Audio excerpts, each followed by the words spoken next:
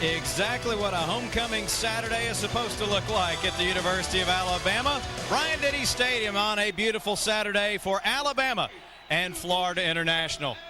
Hi, everyone. Welcome to the capstone. Happy homecoming. I'm David Crane along with former quarterback Tyler Watts. Glad to have you with us here on Crimson Tide pay-per-view.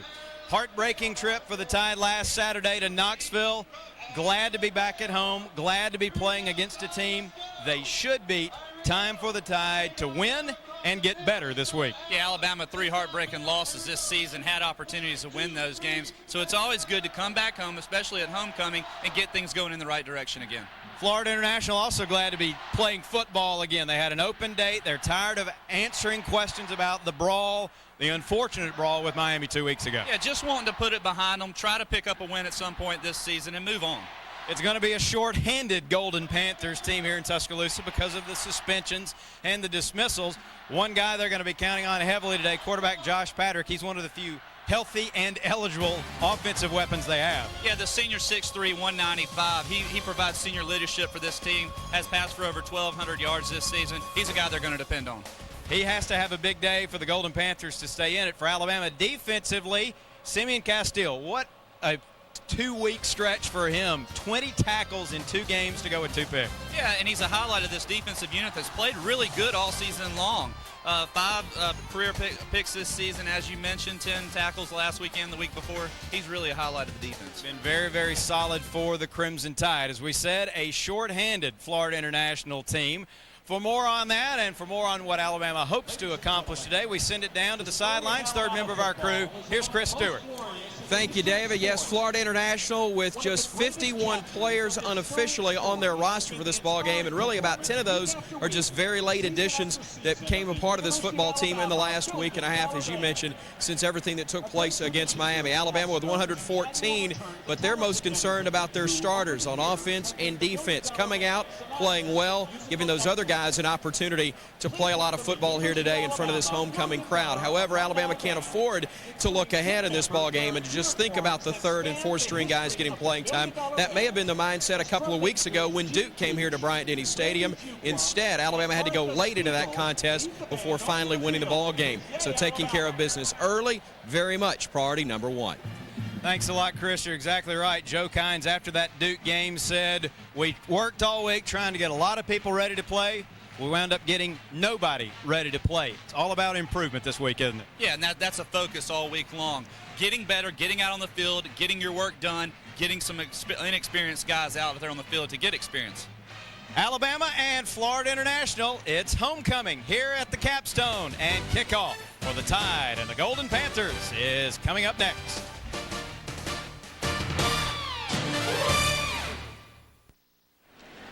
Sold-out crowd here at Bryant-Denny Stadium for Alabama and Florida International. 2 old friends squaring off today on the sidelines.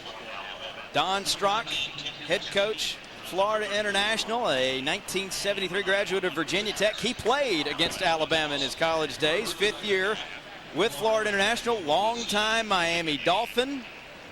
When Mike Shula was on the sidelines pretty much as a ball boy, charting plays, learning as much as he could, and also Tyler Watts having to do a little laundry. I guess what you call grunt work. Yeah, little sweaty work, I guess it was.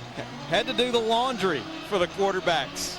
Did young Mr. Shula to earn his keep many, many years ago. It's a tough dad.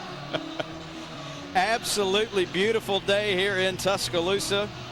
Temperature in the low to mid-60s, a nice little breeze keeping it cool.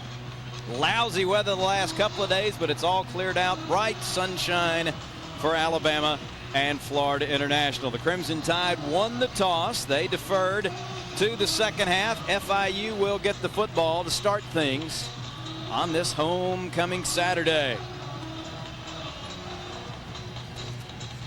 86th homecoming game for the university. Tide has won its last 4 homecoming games. Dante Owens and John Houston Whidden, the deep men for Florida International. Talking with some of the folks from FIU before the game, Alabama is dressing out 114 players today because of the suspensions, the dismissals, all of that. FIU really, in essence, picked up about 10 guys the last 2 weeks to add to the roster. They have 51 players in uniform here today. Jamie Christensen set to boot it away for Alabama.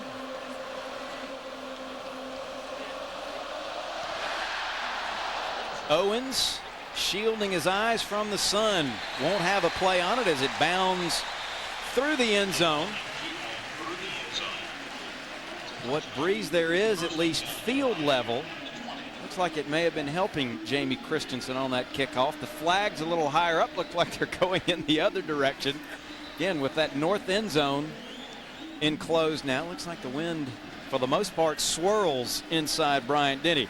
Here's Josh Patrick, captain for FIU. His season numbers coming in his career, thrown for almost 8,500 yards and 40 touchdowns. But he is playing somewhat hamstrung offensively because of the suspensions, injuries. Leading running back Ahmad Ned is injured. Julian Reams suspended indefinitely. So it's going to be an interesting go of it for the Golden Panthers offensively here today. Chance Attaway gets the start in the backfield, and he'll have the first handoff of the day, and he fights his way back to the line of scrimmage. A look at the rest of the offensive starters for FIU. Gibson, Eugene Shannon Bailey, and Levine across the front. Attaway and Anthony Gooley expected to start in the backfield. Parker and Dickens, the wideout, and Andy Anderson, a redshirt freshman, will get the start at tight end here this afternoon. No gain on first down, so it's 2nd and 10 for Patrick. And the Golden Panther offense. 2 tight ends in there now. Play clock at 5 as he gets the snap. Attaway forward for a couple and no more before he runs into a crimson wall. And a look at that Alabama defense. Saunders, Lee, Clark, and Gilberry. The front 4 for the Tide. Simpson, Hall, and Jones, the backers. Juwan Simpson coming off one of his better games of the year last Saturday in Knoxville. And one change in the defensive secondary. Rashad Johnson getting the start at free safety in place of Marcus Carter for defensive coordinator Joe Kynes. 3rd and call it 7 now for FIU.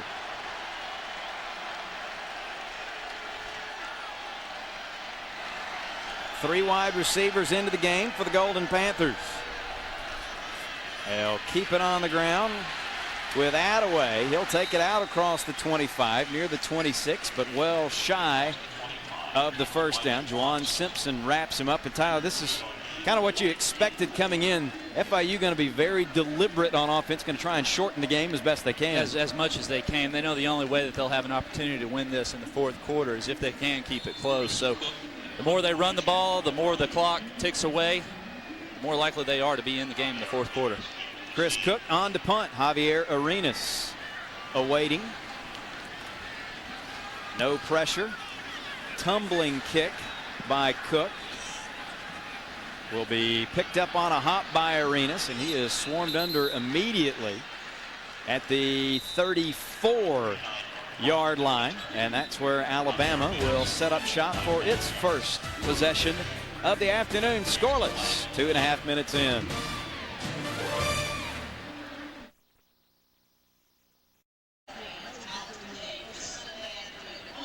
Crimson Tide will not have as good a starting position as they thought. A flag thrown very late.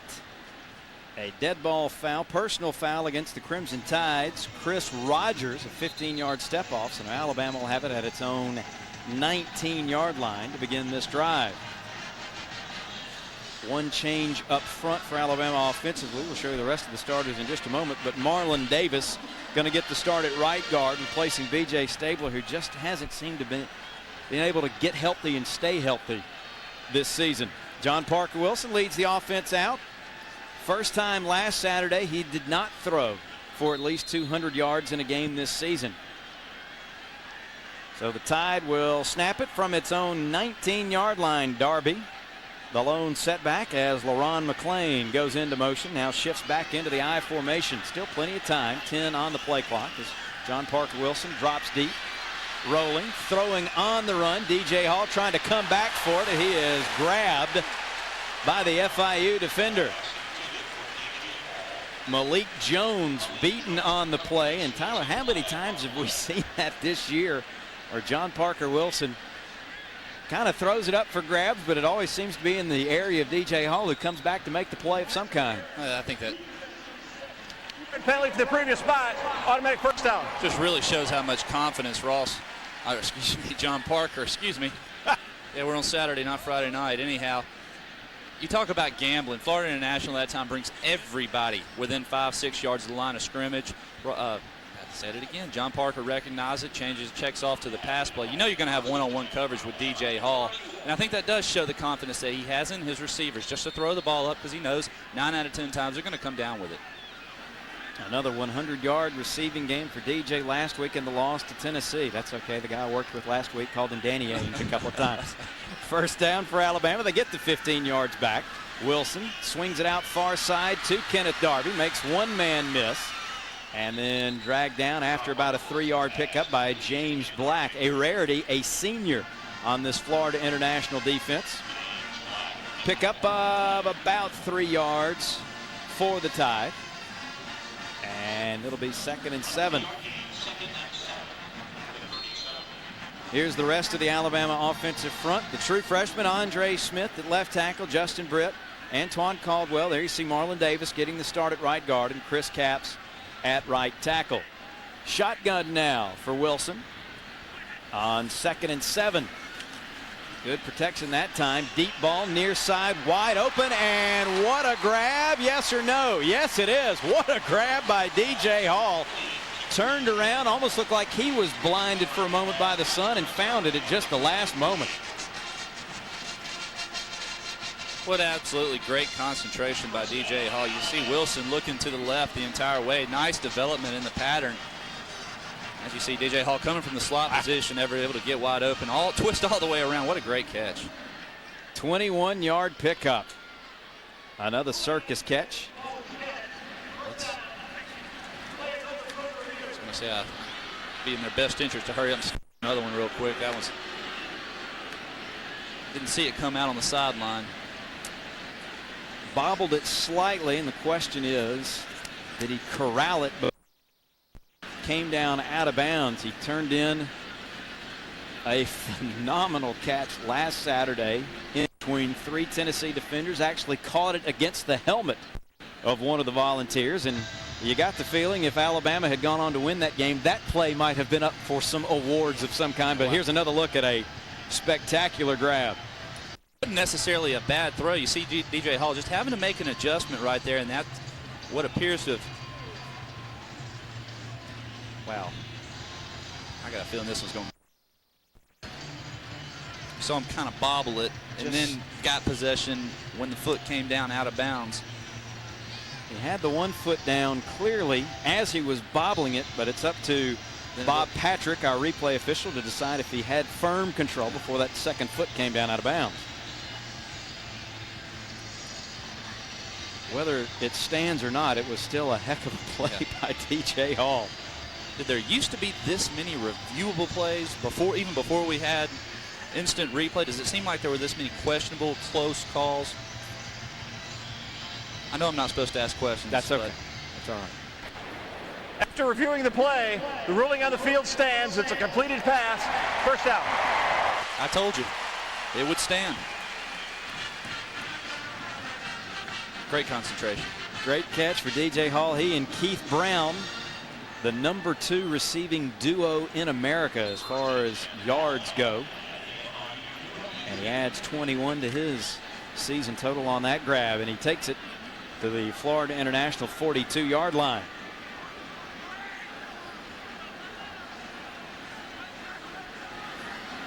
Oakley and Hall, the wideouts, on 1st and 10 as Darby, his first carry of the day. Nice little cutback inside the 30, inside the 20, all the way inside the 10-yard line before he's ridden out of bounds by Malik Jones. He got a heck of a block on the corner, and that helped him spring him for 33 yards. Just an outstanding job by the left offensive line. You see Andre Smith there working his feet, doing a great job. And you talk about someone who's caught a lot of criticism this week in the newspapers and in the media. Darby needs to come out here. He knows he has something to prove, but more importantly, his offensive line has something to prove. John Parker Wilson really took a beating, especially in the second half last week. Darby never really got untracked against the Vols, but a good run the first time he touches it on a running play. He'll get it again right up the middle. Slams down inside the 5-yard line, where it will be 2nd and goal for Alabama. Kenneth on the year comes in 465 yards away from the all-time rushing record here at Alabama. Here's a look at the Florida International defense. Barnes, one of the captains, along with Justin West, Betancourt, and Garris up front.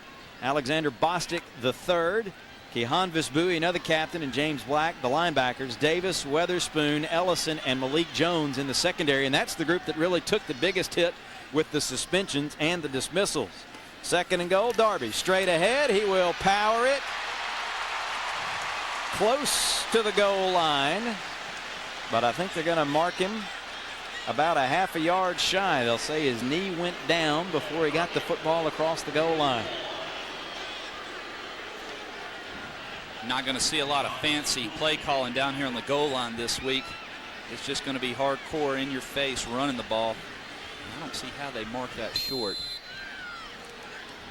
Looked like Darby got in, but here on 3rd and 1, no doubt that they'll run it right down their throat again. Less than a yard away. Jumbo package checks in. John Parker Wilson under center will give it to Castile. Angling right, keeps his feet, but wrapped up and spun down for a loss on the play. Back to the 1-yard line, and now a decision for Mike Shula early here in the first quarter. Pressure coming all the way from the backside. See the initial hit. It was number 13, Jeremiah Weatherspoon. I mentioned his name a few minutes ago. I don't think that there's any question what Shula has prepared himself for all week long. Given this opportunity, his players wanted to go for it last week. He's going to give them that chance. 4 out of 8 on the year on 4th down. Jumbo package stays in there. 4th and goal from the 1. Castile driving forward, but he's going to be stopped short. Struggled to get back to the line of scrimmage, and that was it. And the Florida International defense turns Alabama away. 1st and goal from inside the 10, and Alabama is denied. And David, I believe that Castile just didn't have anywhere to go. I thought initially that he did not get a good handoff, but as you can see, there's a lot of pressure in the backfield. Timeout with 8:40 to play in the first quarter. 2 cracks from the 1-yard line, and Alabama comes up empty.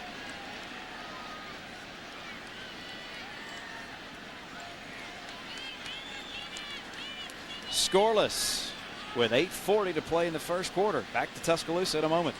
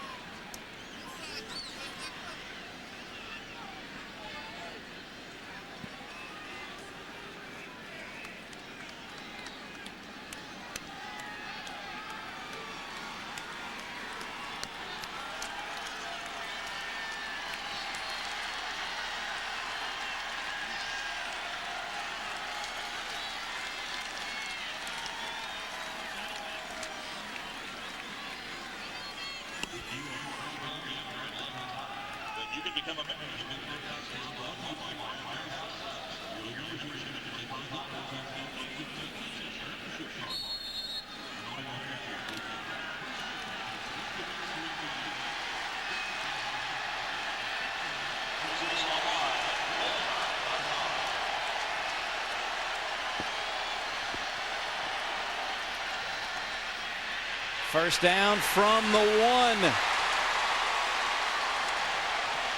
And just able to get it out of the end zone and avoid the safety. Terrence Jones making the stop for the Alabama defense.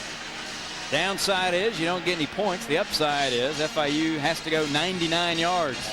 And you still have an opportunity to get points. Great job that time by the defensive front. Tremendous push, and look for them to do the same thing. Florida International playing very conservative to this point. Chance Attaway very deep in the end zone behind Patrick. He'll get the handoff again. He ducks his head and tries to drive the pile out near the 2-yard line. Picks up about 1.5 yards on the play, but it brings up 3rd and about 9 for the Golden Panthers. Patrick, the senior out of Merritt Island, Florida. It's to the point for the Golden Panthers when they do a roster, they only list the players' home state if they're not from Florida. 89 of the 92 that started the season on the roster were from Florida. So many great athletes from that state, especially down around the Miami area. 3rd down and a long 9 for FIU. Patrick wants to throw from the end zone, guns it, complete far side, catch made, and a 1st down. Complete to Jeremy Dickens. Marcus Carter eventually gets him out of bounds, but he takes it out. Does Dickens to the 16-yard line. Pickup of almost 15 yards on 3rd and long, and a little breathing room for FIU. Yeah, first pass of the game for Patrick. Really not that bad a coverage by Simeon Castile. Just a nice throw and catch. Looked like he was a little indecisive. Wanted to go for the pick a step late. That allowed the 1st down. So a fresh set of downs for the Golden Panthers. They'll snap it from their own 16-yard line now. Patrick again to throw. Over the middle, complete to the tight end. Check that to John Houston Whidden. Out across the 20, but there is a flag down on the play. Matt Austin, our referee, and all SEC crew here today.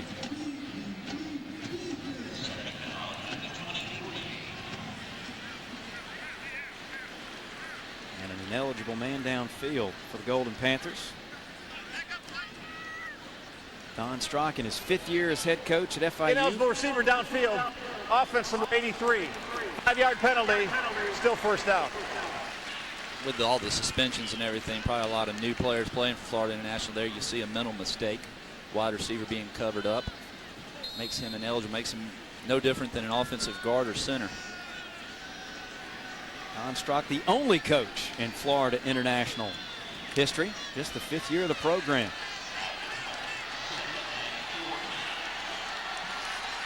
Back him up. They'll say officially 2nd and 14 after the penalty. Play fake. Patrick keeps. Tripped up. Back at the 10-yard line. He'll lose a couple. Simeon Castile not fooled by the play fake. Drops him for a loss. Really just a good play by Simeon Castile. Nice play action that time by Patrick. A little counter bootlegged off of it. Didn't have any lead blockers out there, and Castile is the only man he had to beat in order to pick up good yardage, but unable to get around him. So there's 1. 3rd leading tackler for Alabama on the season. 45 stops on the year. 2nd down. And about 16 yards. Patrick eludes trouble. Lost the football. And able to fall on it. No, they're going to say incomplete pass. Looked like the ball just squirted out of his hands, but Matt Austin right there said nope. He was in the act of throwing it when it slipped out, and so it's incomplete. A lot of talk this week has been about pressure in the backfield, and Gilberry stated he's got to do a better job of making sure that he gets back there to put pressure on opposing quarterbacks. That time you see just a three-man front for the Alabama defensive unit, but nonetheless doing a great job of getting back there, forcing Patrick out of the pocket. I wonder if the Florida Gators would like to have had Matt Austin as their referee a couple of weeks ago. 3rd and long. They'll play it safe, run it with Attaway bouncing off a tackler. He'll pick up a yard, and that's it. Upended around the 11-yard line. Wallace Gilberry credited with that stop. You mentioned quarterback pressure. Alabama is 118th in America in sacks, only 6 sacks all season long. And really, that's just unheard of for any Alabama defensive unit. But they're still playing good. The style might be different. They're still keeping opponents relatively in the low teens or so, and you can win a lot of football games if you're able to do that. Arenas fields the punt at the FIU 45. Tiptoeing, he'll pick up about 3 yards before he is taken down. That's the final benefit of not scoring there at the goal line. You do get great field possession your next time up. Scoreless, 4.5 minutes to go in the first quarter.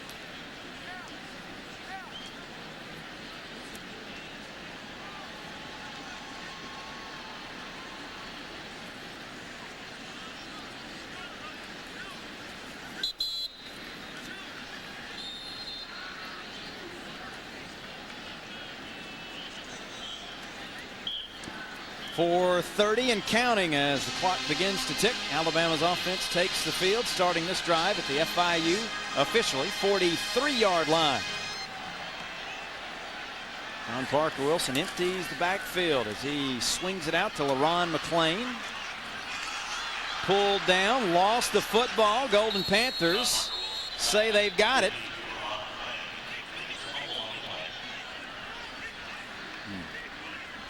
Unpile, and Alabama somehow managed to get it back. I don't know if LaRon was at the bottom of the pile or not, but fortunate to maintain possession. Ball a little bit behind him. They thought it was actually going to benefit him as he was able to square up, just trying to fight for that extra yards. He saw the ball come loose there, and I think, no question about it, he wrestled that thing back in after it was on the ground. Picks up about a yard. Brings up 2nd and 9. Movement up front. More movement up front. And that one will cost Alabama 5 yards. Dead ball, false start, 50 of the offense. 5-yard penalty, still 2nd down.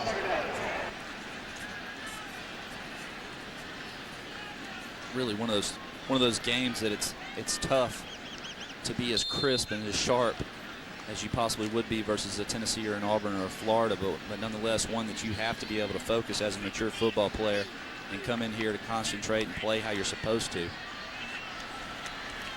2nd and 14, deep drop for Wilson. Guns to the near side, looking for Hall. DJ out of bounds that time. Unable to reel it in and drag the foot.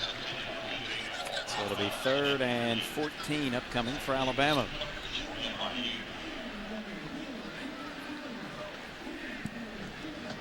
Wilson last week, 13 out of 29, 158 yards in the loss to Tennessee. As we said, he had thrown for at least 200 yards in the first 7 games of the year for Alabama, and that was a school record. Hard to believe he almost has 1,800 yards just this far into the season. On a pace to throw for about 2,800 yards this season. Dumps that one complete. No, incomplete. Bobbled and dropped by DJ Hall with flags down. Looks like a holding penalty on Alabama. And I would imagine the Panthers will decline it, get the ball back. Offense number 71. Penalties declined. 4th down. Well, coming into this game, people could question a lot of things about Florida International, but one thing we were talking about beforehand, you couldn't question the fact that this defense is pretty good. Athletic, scrappy. They have 66 tackles for a loss this season. P.J. Fitzgerald on to punt. John Houston Whidden awaits at his 10 with another flag down. Booming kick. Whidden fair catches at his 8-yard line, but checked the flag back at the line of scrimmage. Officially a 39-yard punt if it stands.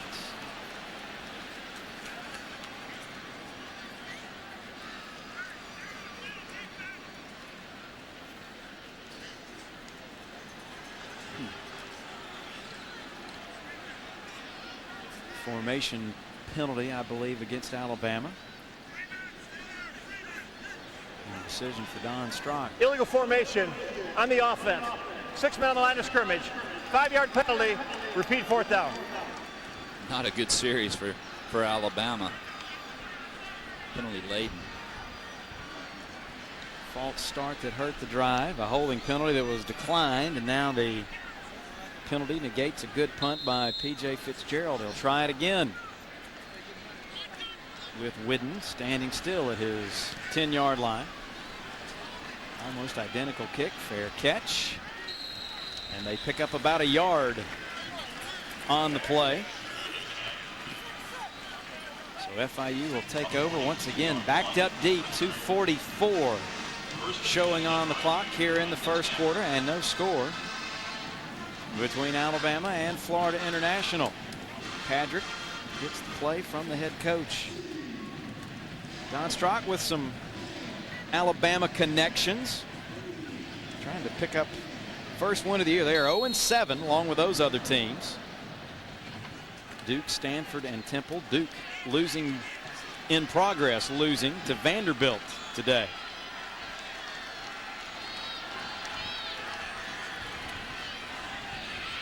Patrick rolling, throwing. It is high and incomplete. Almost intercepted by the Crimson Tide's Jeffrey Dukes. There was an awful lot of crimson between Josh Patrick and his intended receiver. And this play was doomed from the get-go. Looked like a busted play that time by the tailback going the wrong way. And as you see Patrick just kind of throw it up. It's a good job by the Alabama secondary, though. Didn't look like he had a whole lot of opportunities for a completion anyhow. Looking for John Houston Whidden, but it goes incomplete. 2nd and 10. And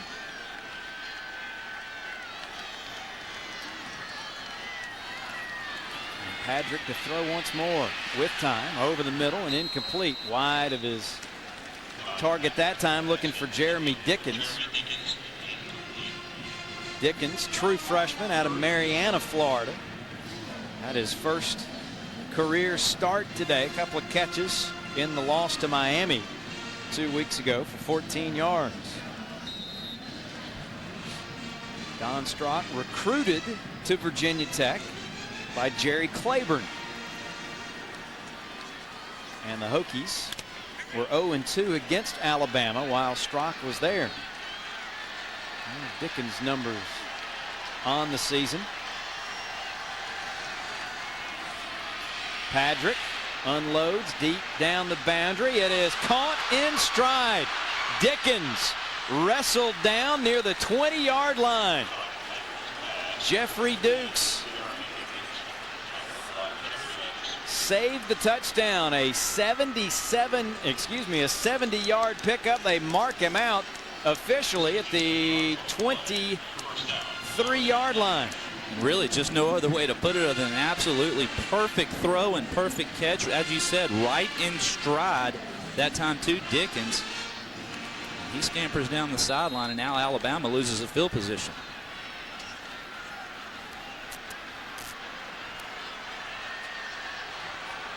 Second catch today for the talented wide receiver. He stays in there. First down at the 23. Play clock at 5.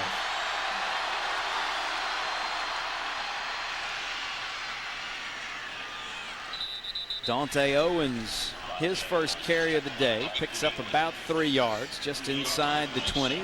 Taken down by Bobby Greenwood. Under 2 minutes to play in the first quarter. Alabama has spent most of the day on the Florida International side of the 50. But the Golden Panthers with a chance here for some early points. Owen stays in there in the backfield.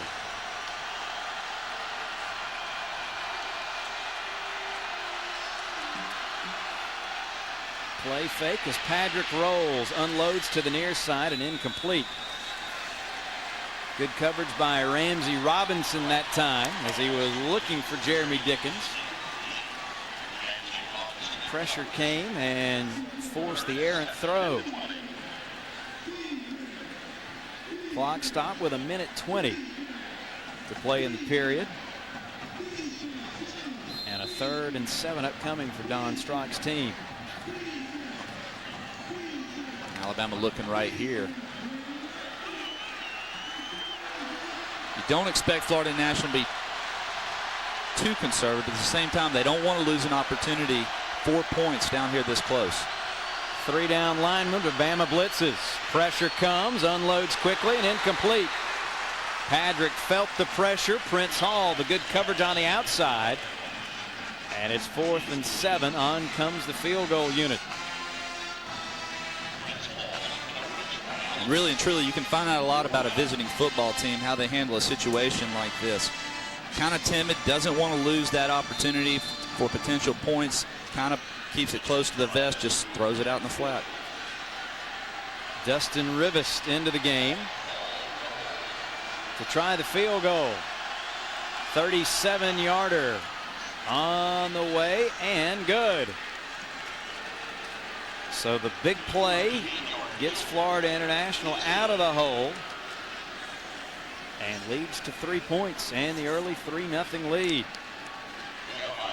Amazing how one play can change everything in a football game. Of course, just still early in the first quarter, but Alabama, as you said, keeping Florida International backed up the entire quarter, playing really and truly inside their own 25 the entire first quarter. One play, all of a sudden, now they score a field goal. Rivas matches his career long. Actually, that will be a career best. They give him credit for a 38-yard field goal. 5 out of 9 on the year coming in. Excuse me, 4 out of 9 coming in. And they have had their special teams problems. Have the Golden Panthers. They lost to North Texas 25-22 in 7 overtimes. And yes, there was more than one kick missed in that game. They've also lost 2 one-point games. First 2 games of the season, 7-6 at Middle Tennessee, 21-20 at South Florida, both due to missed extra points. Chris Patullo, another of the captains for the Golden Panthers, will kick it away. Arenas and Rashad Johnson back deep. Short kick, fair caught by Travis McCall. And Alabama will have it right around its 29-yard line. 1:05 to play in the quarter. Alabama offense had it first and goal just inside the 10, but was turned away on 4th and goal from the 1. After an impressive drive, they'll have to move it 71 yards for a touchdown here. Jimmy Johns, his first touch of the day, and he will fight his way back to the line of scrimmage, and no more. Alexander Bostic III in on that stop for FIU. Florida International really is not playing the conventional defenses that we've seen week in and week out. They know they're going to have to take chances of bringing everyone up to the line of scrimmage. It's going to make it that much more difficult for this Alabama offensive unit to be able to move the ball on the ground. Alabama does not have to snap it, but it looks like they will.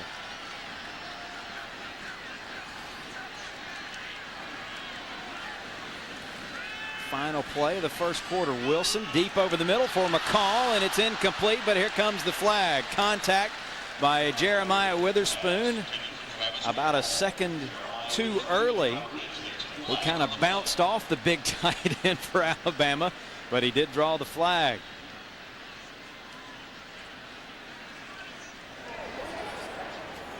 Pass interference. Defense number 13.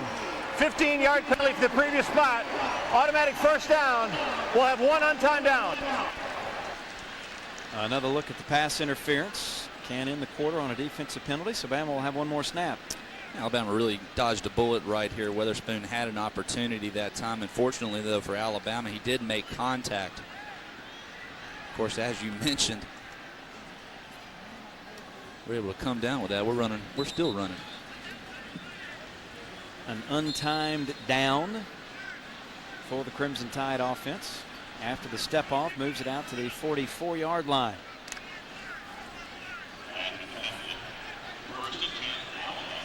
This is a weird situation right here.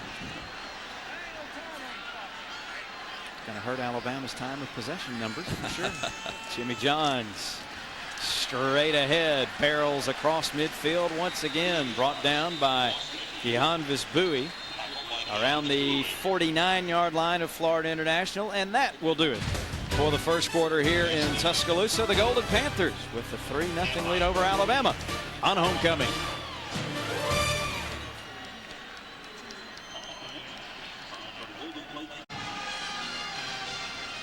Set for the second quarter here at Bryant-Denny Stadium.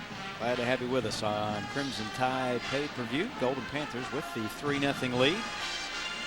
Check of our first quarter stats brought to you by Golden Flake.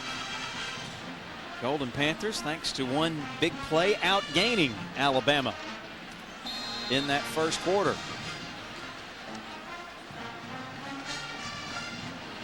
Tide moved it effectively on its first drive, but again came away empty. Had great field position for its second possession, but went backwards. First snap of the second quarter. Second and short. Dump it off to Castile. May pick up a yard before James Black bumps him out of bounds. We'll go down to our Cook's Pest Control sideline reporter. Here's Chris Stewart. Thanks, David. One of the things that makes the 12 consecutive weeks so difficult, you get no break. You get no opportunity to rest anybody or heal anybody. Keith Brown, who has been one of the top playmakers for Alabama offensively all season long, not able to go last week against Tennessee. He is dressed this week, practiced more this week, but is not likely to see playing time. Also, Jimmy Johns, who was injured, only carried the ball 3 times last week. You see him back in action, still not at 100%, however. 3rd and 2, and that pass batted down right at the line of scrimmage. Jonas Murrell got the hand up there. And And that will bring on the punting unit once again. Wanting to go to DJ Hall one more time, as you see there. It's not all about getting pressure in the backfield. Sometimes you just get a hand up and it can result the same way. Parker Wilson frustrated at the end of last Saturday's game. Frustrated as he comes off the field there. Fitzgerald hangs it up high. Fair catch made at the 15-yard line by John Houston Whidden for FIU. And once again, the Golden Panthers with a long field in front of them, but they lead it 3-0 early here in the second quarter.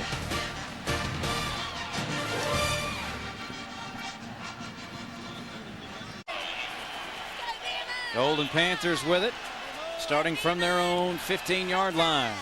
Patrick, three-step drop and throw. It is caught by Jeremy Dickens. Right at the 20-yard line. Ramsey Robinson all over him, but a good throw in tight situation for Patrick.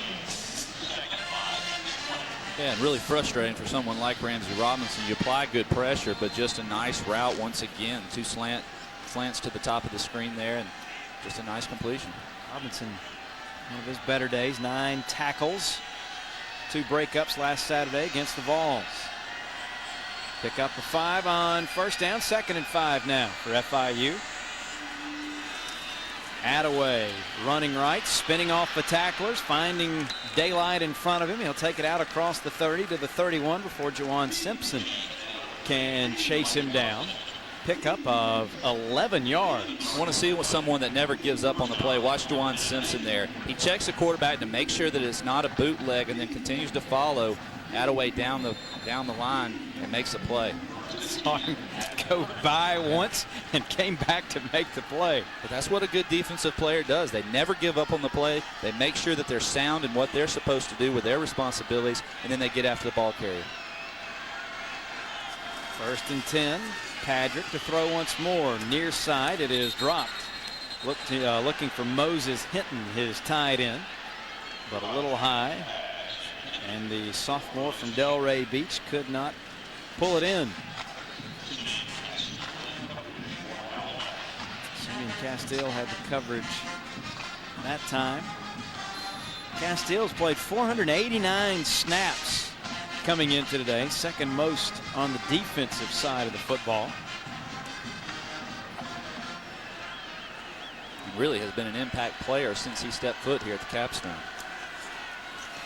Play fake, inside handoff to Attaway, goes nowhere. Terrence Jones came blowing into the backfield to disrupt that play. Juwan Simpson also there to help out, and that play will lose about 3 yards. Like Florida International is trying to take advantage, really try to sell the pass right there. Alabama gambling on run the entire way, though, as you see there.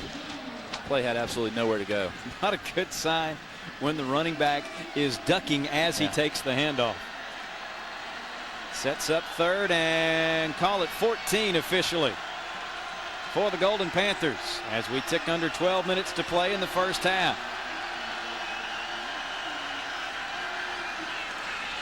Patrick steps up. He will run it. Dives out across the 31 near the 32-yard line. Picks up 6, but well shy of the first down. And the Golden Panthers will have to punt it away. Shortening the game that much more. Patrick not making a mistake, knowing a turnover right here would definitely result in quick Alabama points. Does a smart thing and pulls it down. Cook in to punt for the 3rd time this afternoon. Should have a bit of a breeze at his back. Pressure and partially blocked. Tide breaks through and gets the piece of yet another punt. Forrest Rayford came blowing through to get a hand on that ball, and you're excited about the block, Tyler, but 2nd week in a row, still positive yardage for your opponent despite the block kick. Absolutely, and it's a perfect angle that time by Forrest. As you see, they're able to get the block on the ball, but did not run into the punter in case he were to miss it. First touch occurred around the 33, 34-yard line, so Alabama's going to get outstanding field position. After the block, the ball crossed the line of scrimmage, was first touched by the kicking team. That's first touching. Alabama will take the ball at the spot of the touching. First down. So great field position for Alabama. Partially blocked the punt last Saturday against Tennessee. They get another piece here today. 11:03 to play in the first half. Bama down 3-0.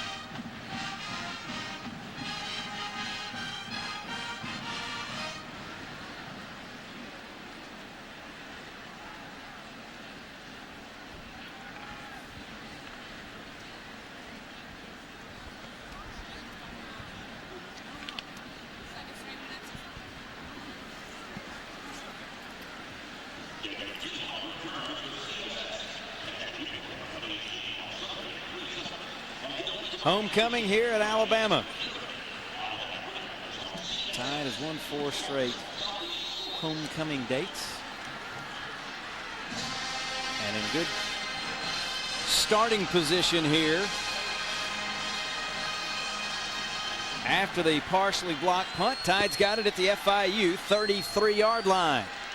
Jimmy Johns in the backfield. Wilson will throw on the slant. Catch made by Will Oakley. Makes one man miss.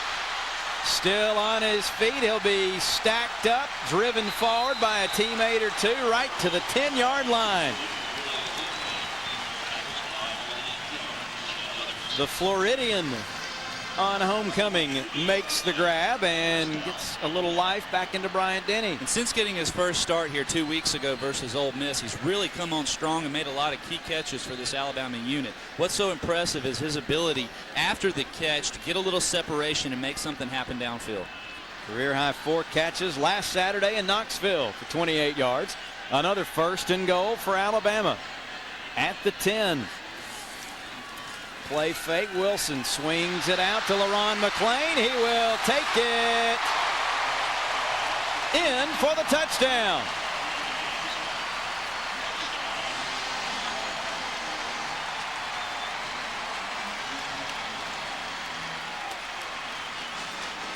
Nothing fancy. Dumps it out to McClain, and he makes the run for the pylon. And because he's such an effective blocker, as you see him go down the line of scrimmage, linebackers are going to come up. They're going to think it's a run because Alabama uses him so effectively, both running the football and slotting him in the flat.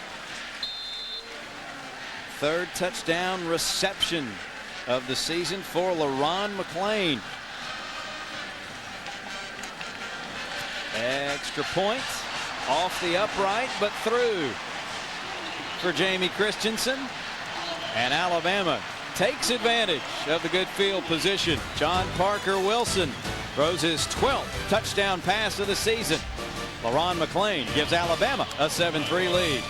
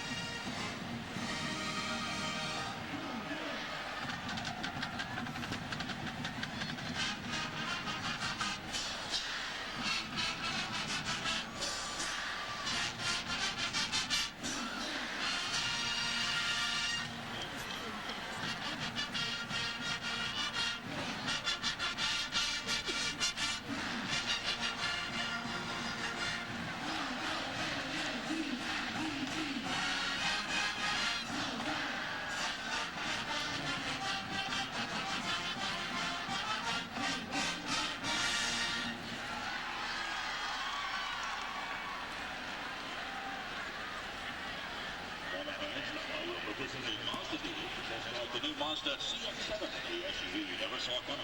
While you're there, register to win the Mazda Ultimate Fan Experience.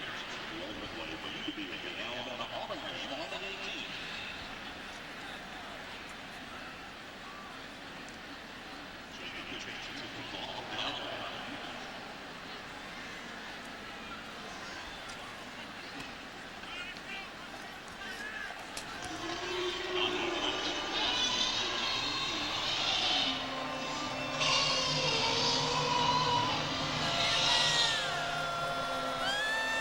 Bama fans with something to cheer about. A 7-3 lead now after the John Parker Wilson to LaRon McClain touchdown.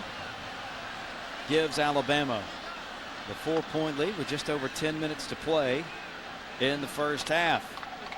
Second trip into the red zone today for the Tide offense. They're 1 out of 2 today. 28 out of 37 on the year. That was the 13th touchdown in the red zone this season. Christensen puts his foot into it, high and deep. Owens 2 yards deep, will bring it out across the 10, slammed down out of bounds right near the 15-yard line. Chris Rogers credited with the special teams tackle that time. Didn't take Alabama long. 2 plays, 33 yards, less than a minute.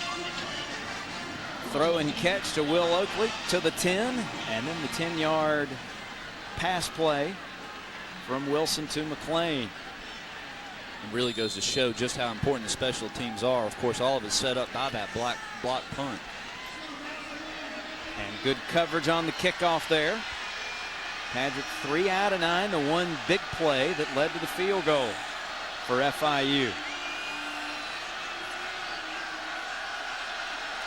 Checking off at the line. Gives it to Attaway. Plows ahead for 2, maybe 3 yards on first down. Chance Attaway started at fullback against Bowling Green earlier this season. Had 2 carries for a -2 yards against Miami a couple weeks ago. Those are his only rushes of the season before this afternoon. 5'11", 195-pound true freshman out of Clarksville, Florida. He may be a very tired young man when they get back to Miami tonight.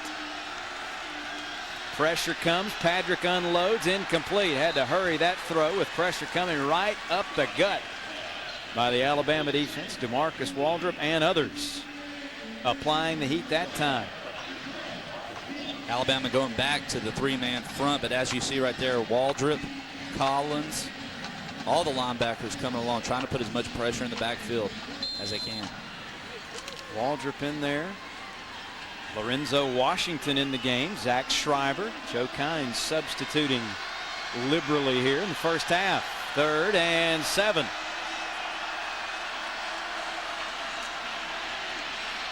Over the middle and behind Jeremy Dickens. He was short of the first down marker had he made that catch. And punting time once again. Good series that time for the Alabama defense. 3 and out, forcing another punt by Florida International. And once again, we should get great field position.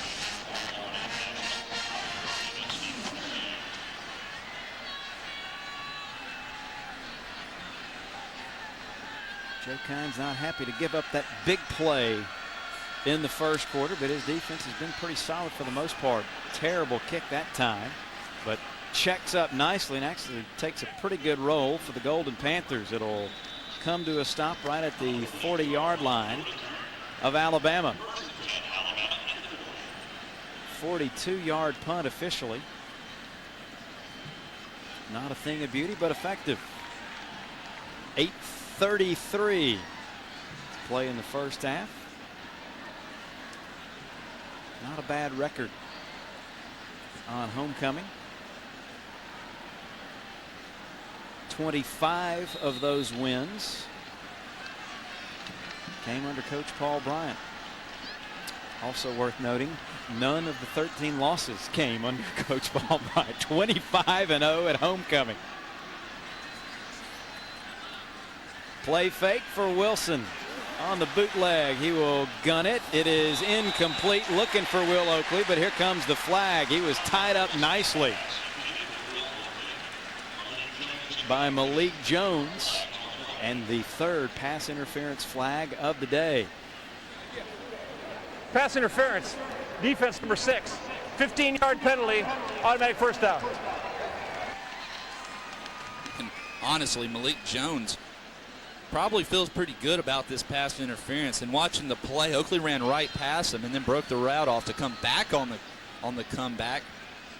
So Jones really and truly avoided a big play had Alabama continued down the sideline.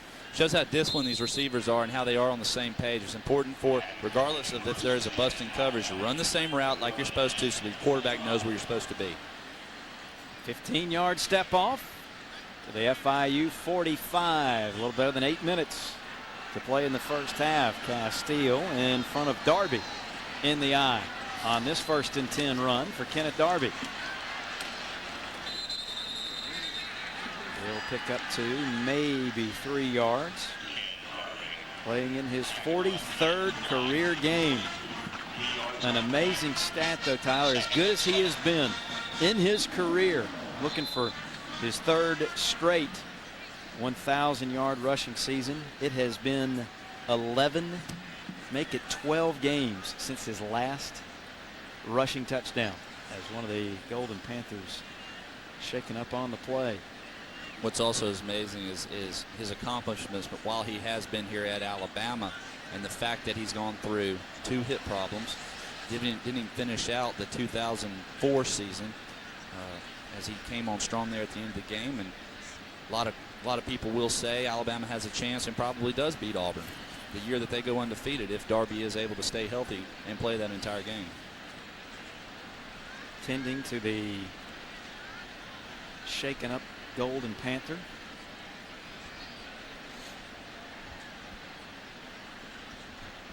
Wendy Napoleon, a redshirt freshman linebacker, still down. And that's the last thing FIU needs.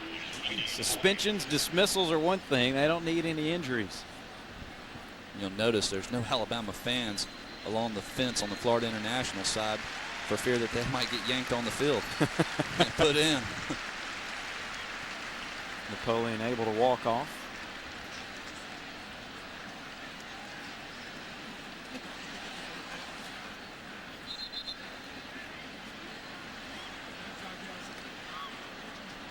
And the Alabama offense will trot back out there, looking at a 2nd and 7. Castile and Darby once again in the I formation. Behind the sophomore signal caller, John Parker Wilson. Panthers crowd the line and back off as Darby gets the handoff over the left side.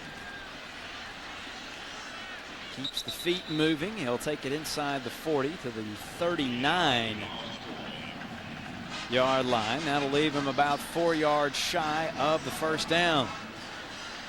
14 carries, just 26 yards for Darby last Saturday in Knoxville. That on the heels of a 25-carry, 162-yard game against Ole Miss.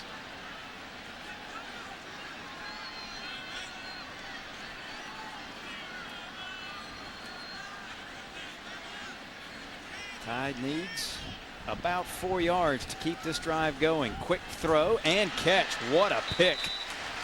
DJ Hall plucks that one out of the air. John Parker Wilson a little zip on that pass. But the good hands by DJ Hall, and it is an Alabama first down.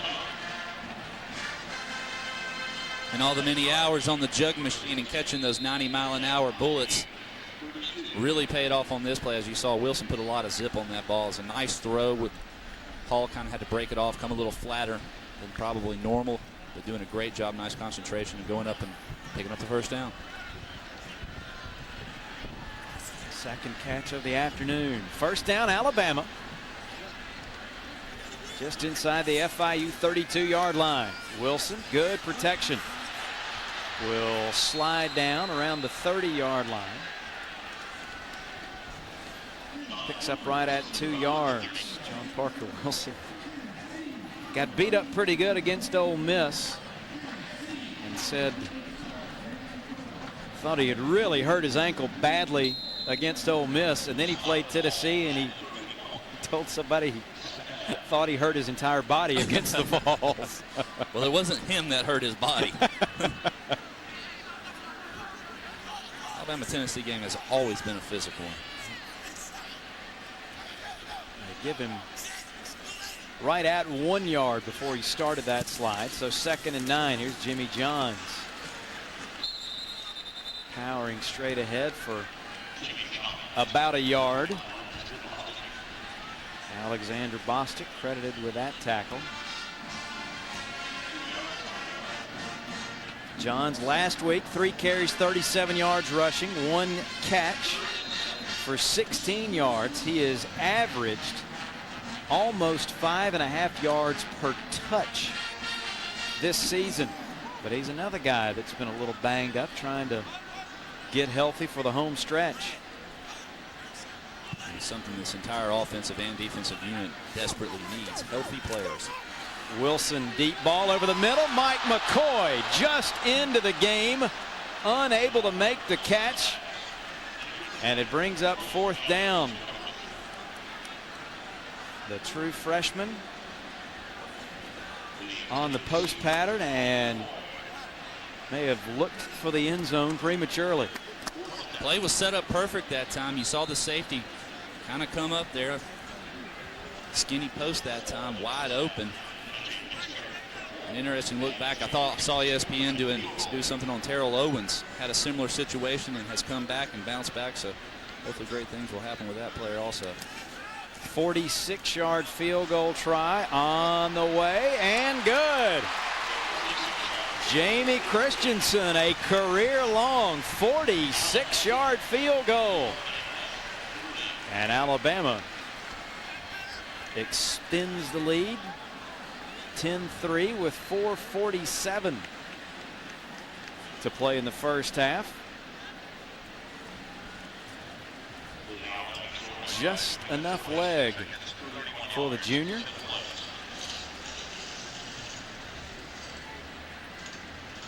Mike McCoy.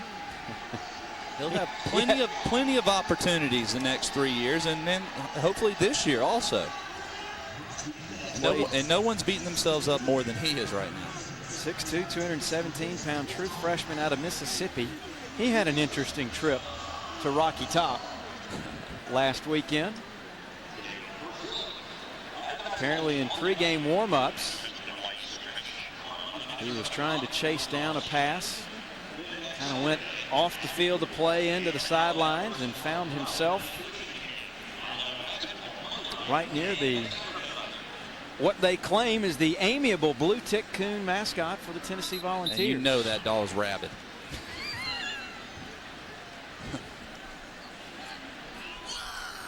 Seven plays, 31 yards, and officially a 47-yard field goal. Mike McCoy and Smokey. Are you trying to say he thought there was a dog in the end zone?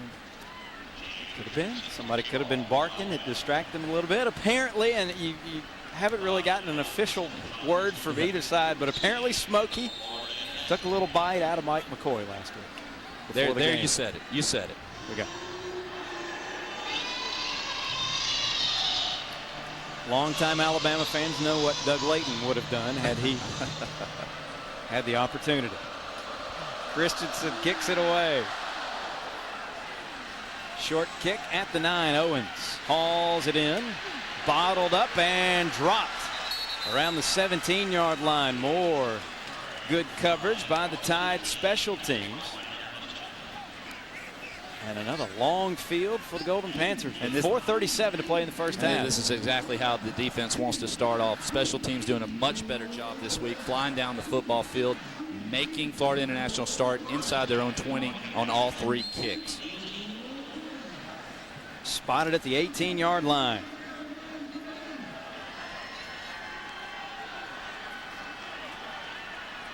Attaway dots the I as they now break the formation. Patrick to throw, pressured and sacked back inside the 10-yard line. Keith Saunders bulldozing his way into the backfield. Dominic Lee also there, and they met at the quarterback. First sack for Alabama today, 7th of the year. And the talk all week has been about getting pressure in the backfield. There that you can see that time. Just a bull rush, speed rush to the outside. Saunders doing a great job, but you saw it coming on both sides. Loss of 8.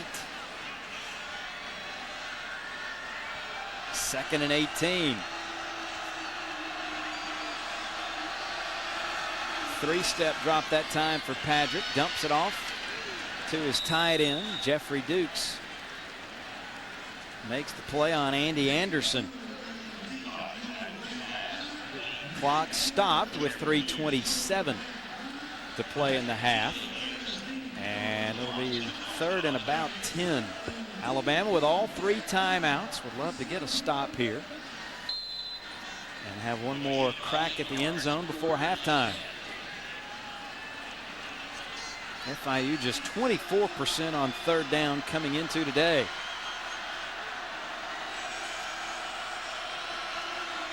Bama threatens to blitz, and here they come. Quick throw, and it is incomplete. Looking for his tight end once more. That's Anderson. But off his hands, incomplete. The pressure forces another quick throw. And Alabama's not playing around right now. They're playing man across the board, putting a lot of pressure. They're wanting to put Brogdon in a place where he feels uncomfortable. A lot of pressure in the backfield, one-on-one coverage, make him get rid of the ball quickly, and then attack whoever catches it. Cook on to punt once again. Clock stopped with 3:23 to play in the half. But again, Alabama does have all 3 of its timeouts. No pressure that time, and the best kick of the day for Cook. It sends Arenas back around his 32-yard line. Gets to the corner. A late, very late flag comes flying in as Arenas finally tackled at the 37-yard line. A late marker came in, and it'll be interesting if we have another angle on it. Infraction is going to go against Ali Sharif. During the return, block in the back, 26 of the receiving team. 10-yard penalty to the spot of the foul. First down. May get another look at it.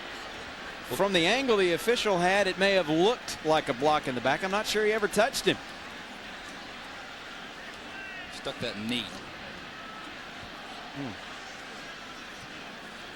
But the rule is if you can't see their numbers, don't hit them. Well, he didn't hit him, so it's hard to get on him. He just was able to stick that leg out a little bit and trip him up. And that's what drew the flag right there. And more impressively, you know it's a matter of time before Arenas is able to bust one. A young man that's possesses so much speed, so much quickness. The next several years are going to be very enjoyable for us to watch. Costs Alabama great field position, though. Back at their own 28 now. Wilson pressured, dumps that one off to Tim Castile. He'll be spun down at the 35-yard line. John Parker Wilson very slow in getting up, and he's back down. Kehanvis Bowie applied the pressure. We'll have another look. Alabama trying to set up the screen, so you know that linemen are going to come through. Really got on Parker really quick, though. But as you said, with that gimpy ankle, even someone just landing on it can aggravate it again.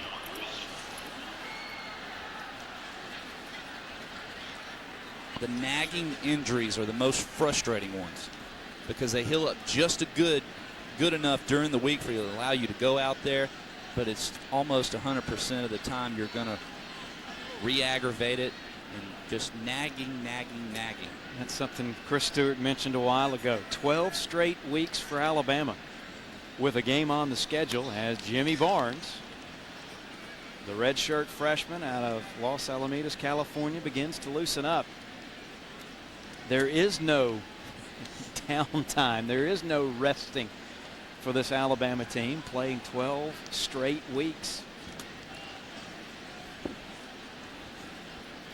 course, you say an off week helps out a lot. They still practice 3 times during the week and go a lot of one-on-one, beat each other up even during the off week. And I think they did have a very physical week of work this week after the loss to the Vols and trying to be ready to go this Saturday. Wilson sitting up as Jimmy Barnes continues to get ready. He has seen limited action this year. He was in for the final possession of the game against Louisiana Monroe.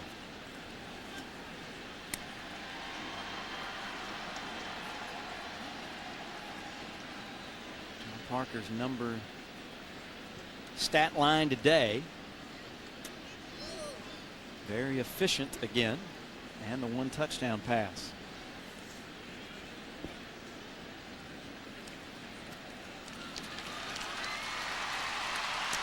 Good to see him up,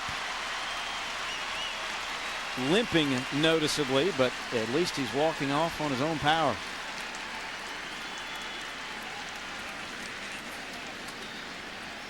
And it's good to see him at least walking off.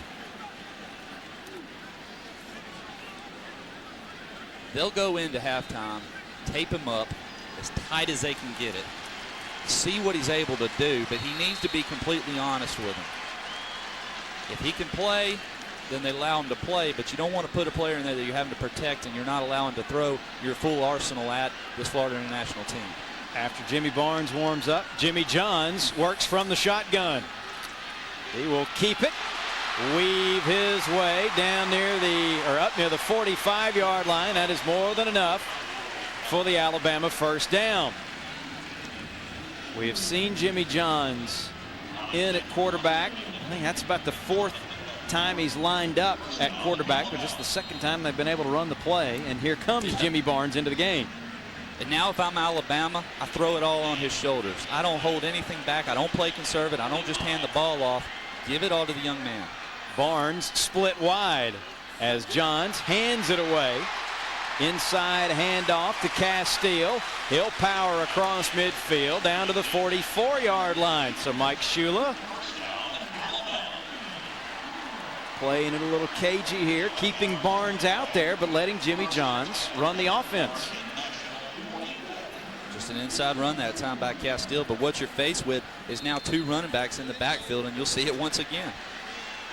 Barnes again, split wide to the near side. Johns from the shotgun. He will keep it, and he will get buried back near the 49-yard line. A loss of about 5 on the play.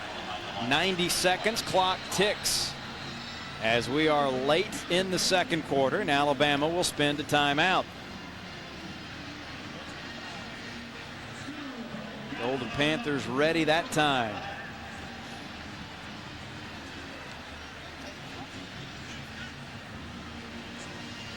Yeah, Florida International not fooled at all that time, and seeing the last play or that alignment 3 plays in a row, knowing Jimmy Johns wants to pull it and run it himself. He's tired of handing it off already. 3,500 yards as a quarterback his senior year. Brookhaven, Mississippi. Mr. Football in the state of Mississippi from 2004 as they continue to check on what looked to be the left ankle for John Parker Wilson. And it didn't necessarily look like it got twisted or turned up real bad, but it's hard to tell from the angle and from as far away as we are, but any sort of little tweak on that ankle can re-aggravate it. Jimmy Barnes put up some amazing numbers himself. That's his career totals, 57 touchdown passes. Let me tell you one thing. In high school, you don't run against having to fight for your job every single day.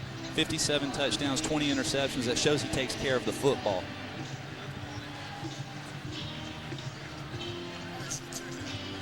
We will send it down quickly. Cook's Pest Control sideline report with Chris Stewart. David, the team training staff looking at John Parker Wilson. They have put ice on that left foot or left ankle. They have wrapped it up and iced it heavily. It looks like he's going to make an early trip to the locker room here prior to halftime, and we'll try to give you more as we know it here in half number 2. Thank you, Chris. Barnes under center, slings it to the far side, looking for Tim Castile. But that one low and incomplete, and it'll be 3rd and long now for the Tide offense. Here's the other problem for Mike Shula. He's out of people on the sidelines that can signal the play in, so Jimmy Barnes is having to run over to the sideline to get the play. Greg McElroy, the only other quarterback really left on the roster. And only knows dummy signals. That's right. They haven't given him the real playbook yet. It's 3rd and 15. Barnes from the shotgun. Guns that one over the middle, complete, but well shy of the first down. Castile makes the catch to the 44-yard line, but that still leaves the Tide about 10 yards shy of the first down as John Parker Wilson makes a very slow, painful walk into the Alabama locker room. Under a minute to play before halftime, as P.J. Fitzgerald will punt for the Tide.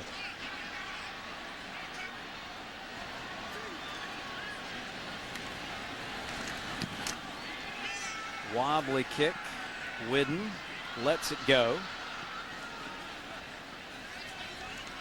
Rolls dead near the 13-yard line with 28 seconds to play in the first half. 44 yards officially on the punt for P.J. Fitzgerald, and FIU only has to snap it once to run out the clock, and I would imagine Don Strock will take a 7-point deficit.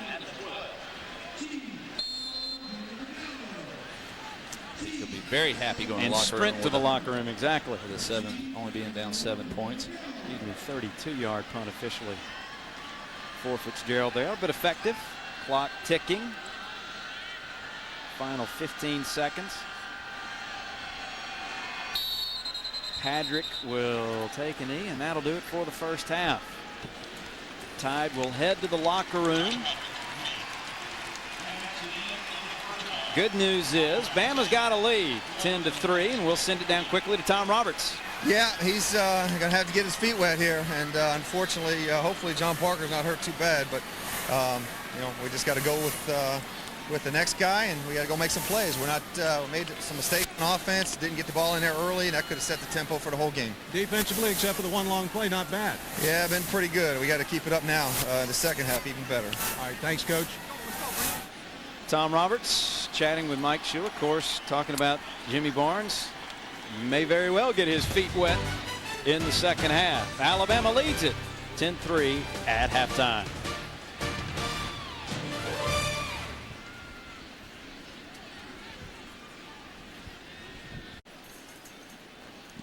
Welcome back to Bryant-Denny Stadium. Halftime with Alabama holding a 10-3 lead over Florida International. David Crane along with Tyler Watts. Crimson Tide in the first half had some chances, didn't exactly cash in on all their opportunities. Yeah, tried to go for it down there on the goal line on 4th and short. Unable to come up with it, but then once again able to hold Florida International, so they got great field position out of it. Highlights from the first half. The Crimson Tide falling behind early, and this is the key play really. 4th and goal from the 1, unable to punch it in. Eventually, the Golden Panthers would hit a big pass play and get on the scoreboard first. Field goal made it a 3-0 FIU lead, but special teams helping Alabama, setting up some good field position. Yeah, no question about it. It was a concern all week long. Alabama's done a great job of focusing, has held Florida International with terrible starting field position. Then the Tide offense goes to work after the partially blocked punt. First snap, throw and catch to Will Oakley. Then 1st and goal from the 10, LaRon McClain takes it in. Doing what he does best, coming off the play action, getting into the flat, going 10 yards for the score. Field goal, a career long for Jamie Christensen. And that would end the scoring in the first half with the Tide on top, 10-3. A look at our first half stats brought to you by Charter Business. Alabama with the edge. You talk about balance, though. 76 rushing, 76 passing. Yeah, the passing game has kind of slowed down there in the second half. finally able to convert on a 3rd down. But once again, Alabama's kind of picked it up in the running, kind of slowed down in the passing. It'll be interesting to see what they do in the second half. 10-3, tied on top at the break. Second half coming up next here on Crimson Tide Pay-Per-View.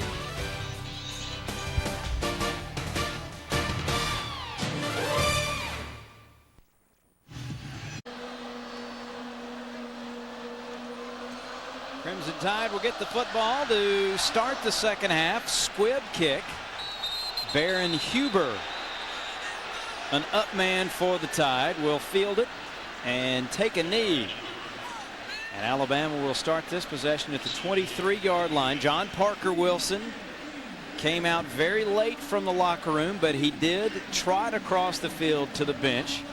And it looks like he will at least give it a go here in the second half. I think that's probably what you're going to see, is the fact that see what he's capable of doing out there. If he's going to be confined to the pocket, not able to carry out his fakes, probably better to go ahead and let him rest up for the rest of the game and get him ready for next week. Darby, the lone setback on 1st and 10. The officials blow the play dead before it starts, having chain problems across the way.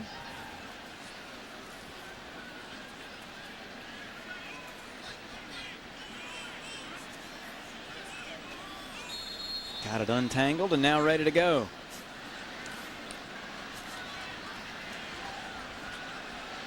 Will Oakley goes into motion for the Tide. First play, a handoff to Darby. Shifty moves, gets him through the line of scrimmage, out across the 30, near the 31. He'll pick up 8 yards on 1st down before Jonathan Betancourt can get him to the ground.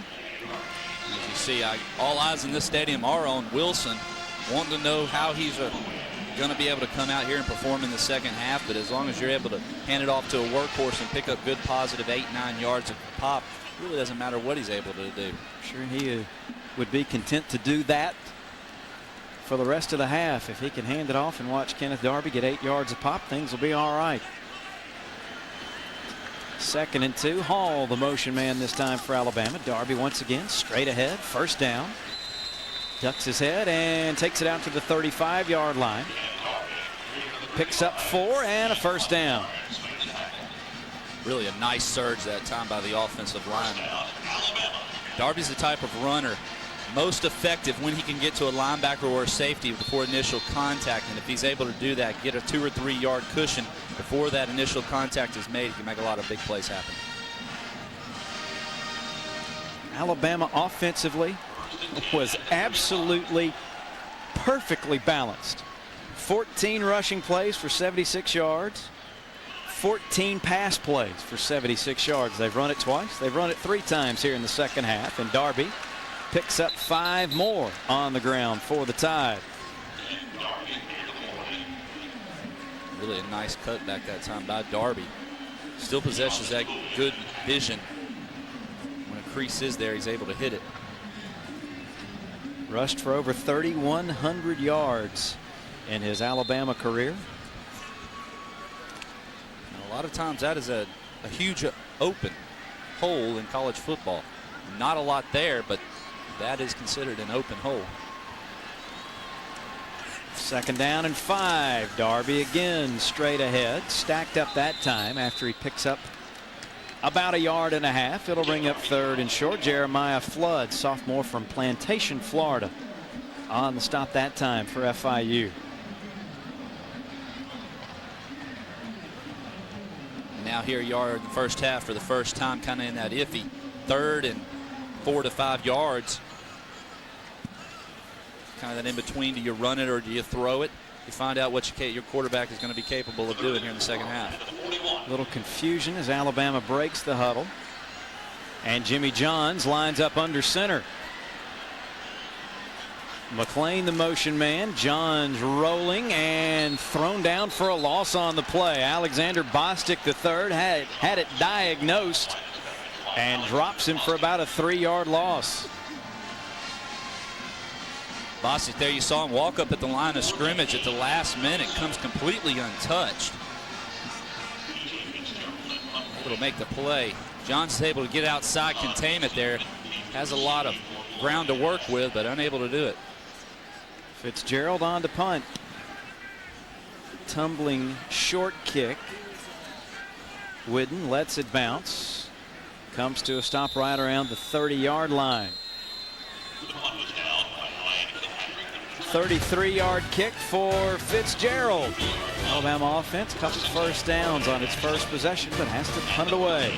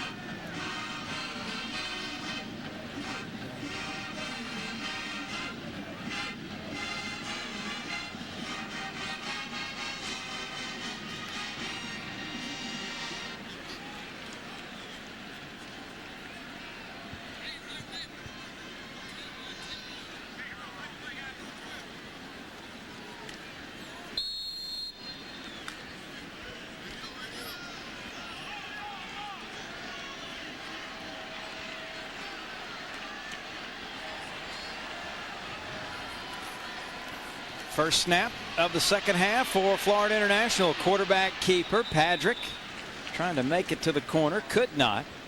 Slides down close to the line of scrimmage. Alabama once again staying at home, reading that play well. Terrence Jones giving chase that time. Yeah, Terrence doing a nice job doing his assignment, not biting on the fake.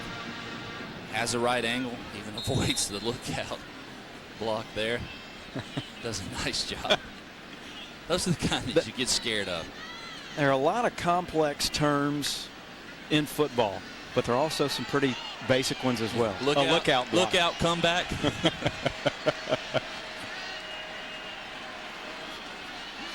Patrick hit as he throws, and it goes incomplete. Terrence Jones came blowing through and absolutely leveled Patrick right as he tried to unload. Ball floating in the air, dangerously close to being picked off. Great time that you see the zone blitz by Alabama. And that is exactly completely untouched.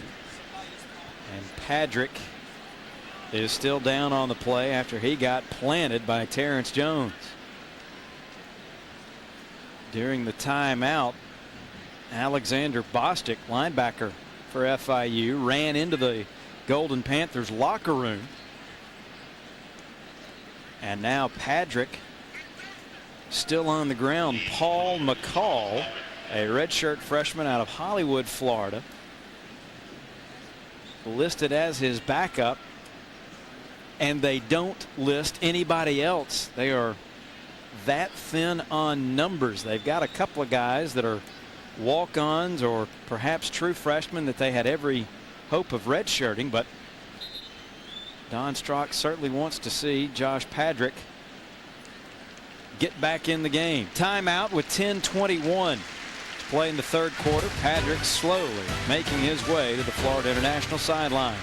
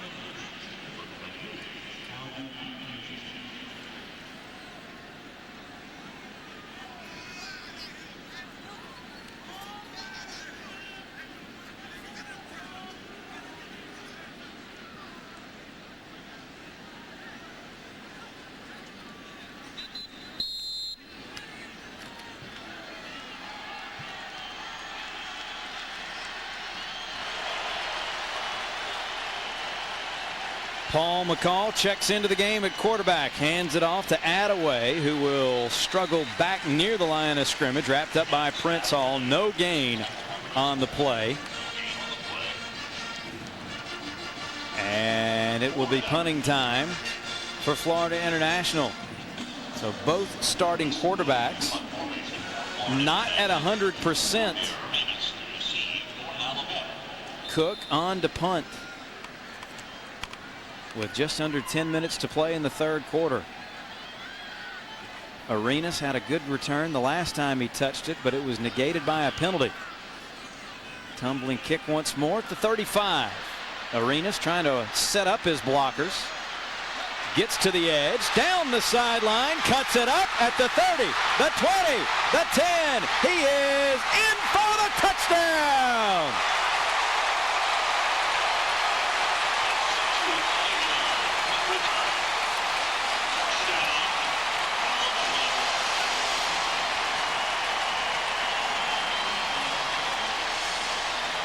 Just a matter of time before it was bound to happen.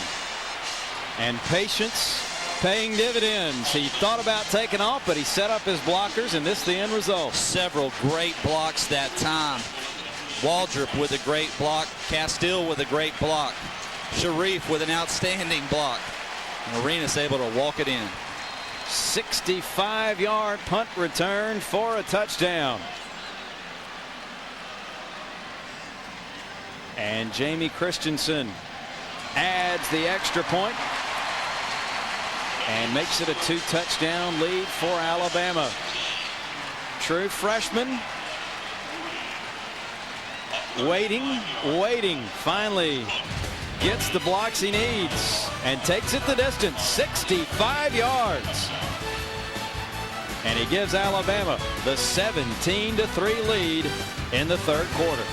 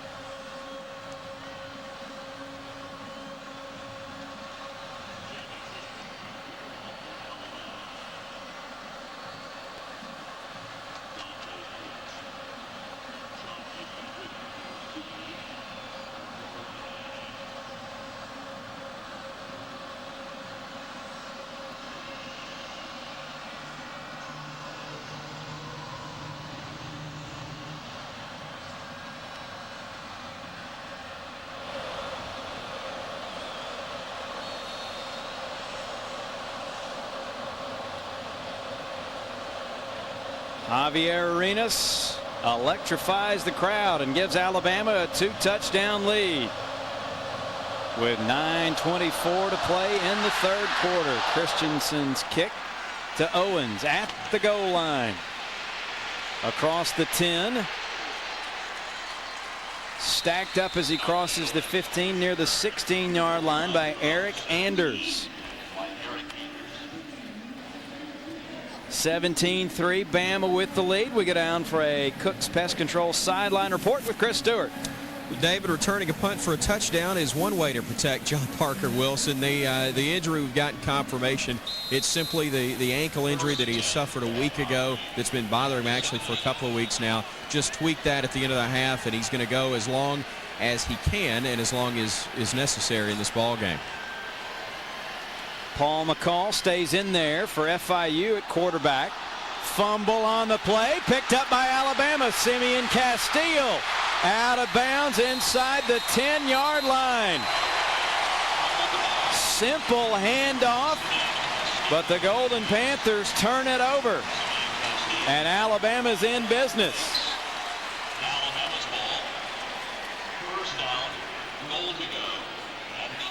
Once again, nowhere to run that time for Florida International. Don't know if Waldrop or Jeffrey Dukes was able to poke it out, but nonetheless, Castile is able to find it and scamper forward. He has had a nose for the football the last 2 weeks. 2 picks in Knoxville, scoops up that loose ball and sets Alabama up in great shape inside the 10-yard line. Wilson under center, and I think the officials are going to take another look at this play.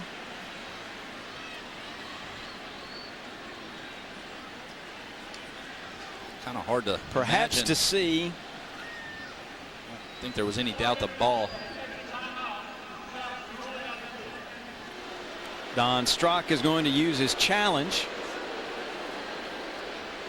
either hoping that his man was down, or maybe that Tim Castile or whoever it was that recovered the fumble was also down. But you see it clearly out there, and the other angle we had will show Castile spot the loose ball and scoop it up. So this one will stand. Outstanding job that time by Waldrop and Dukes. Give them both credit because you don't know which one calls the fumble, but both of them with their hands on the football, able to force it out there for Castile to pick it up. And Alabama with a chance to really distance itself from FIU if they can cash it in here. The last time Alabama returned a punt for a touchdown, Mike Shula's first game, 2003 season opener.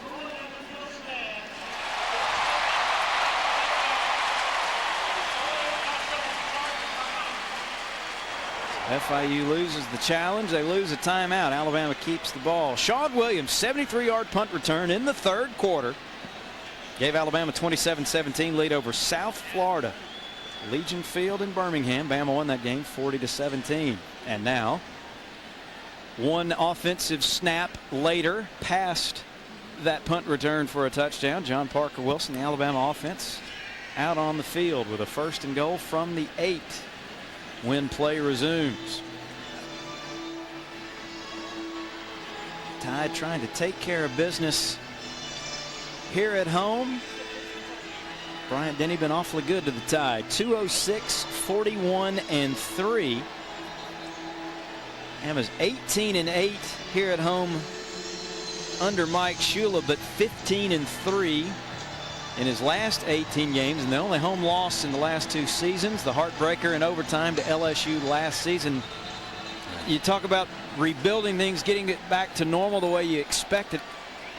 To me, anyway, that's sort of the first order of business. Take care of your business at home, number one. And it's not like it was 20 years ago where you're playing LSU and Auburn and Tennessee at Legion Field. You're playing good quality opponents here in Bryant-Denny Stadium. After a rough start, Shula's done an outstanding job the last 2 years of winning here in Tuscaloosa. A little cool on the sidelines for Mr. Prothrow in the shade. Bama's got it. Jimmy Johns dots the I.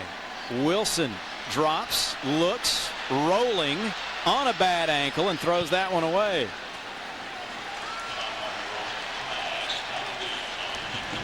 And a pretty good catch, about 5 rows up, I think. Made that young man's dreams come true right then. You hate to see Wilson forced out of the pocket, able to move around on that gimpy ankle. He does a nice job, though, of trying to avoid any contact that he can. I don't know what you're talking about. That's a completion. That's a completion. In Canada, that would be a touchdown. Or a rouge, perhaps. 2nd and goal. Darby back in there. Will get the handoff right up the gut, spinning, crawling inside the 5, down to about the 3-yard line. There's the balance that we have talked about so many times with Kenneth Darby, able to maintain his momentum, keep it going far, and pick up an extra yard or 2. More importantly is the extra yardage that he did pick up. There you see him setting his defenders up. Nice spin move that time. Needs another step, and that's a touchdown. 3rd and goal from the 4. Bama just 1 out of 7 today on 3rd down as Darby approaching the century mark rushing today. Alabama likes to run a play action in this situation down at the goal line. They'll give it to Castile. Stacked up right at the goal line. And Mike Shula, I don't think, will bat an eye here. Gone for it on 4th down once today and deny. They will go for it again. And I would not be surprised at all if it was not the exact same play that they got turned away on the previous 4th down. Well, the Golden Panthers shaken up on the play. Alabama training staff out very quickly to check on Jeremiah Witherspoon, and now the FIU staff out there as well.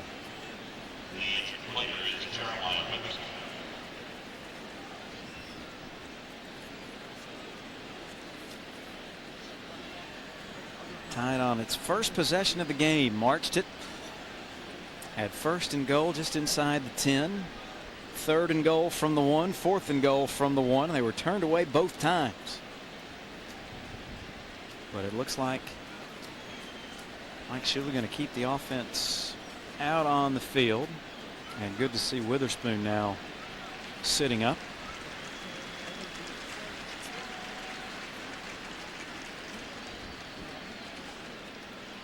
Again, Don Strock has a very short depth chart as it is. And the injuries only make things worse for the 5th-year head coach, who led the nation in passing as a senior for the Hokies, but had a rough day here in Tuscaloosa. 1972, 15 out of 35, 98 yards, a touchdown, and 4 interceptions for then quarterback Don Strock. And indeed, the offense will come back out. 4th and goal inside the 1-yard line. Castile dots the I. McLean in front of him. Castile gets it, and he will take it in for the touchdown.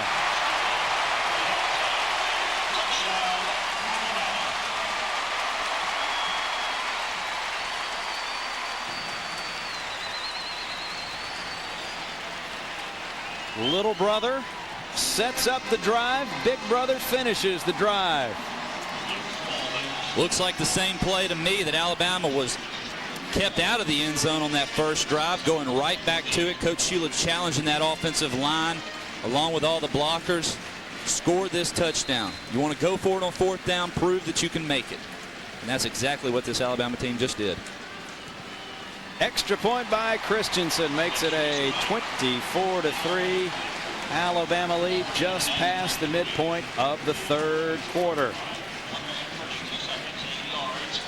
Another look at the touchdown.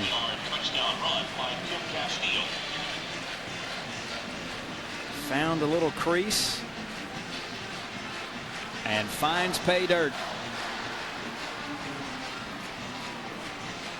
And the Tide leads it by 21 now here in the 3rd quarter.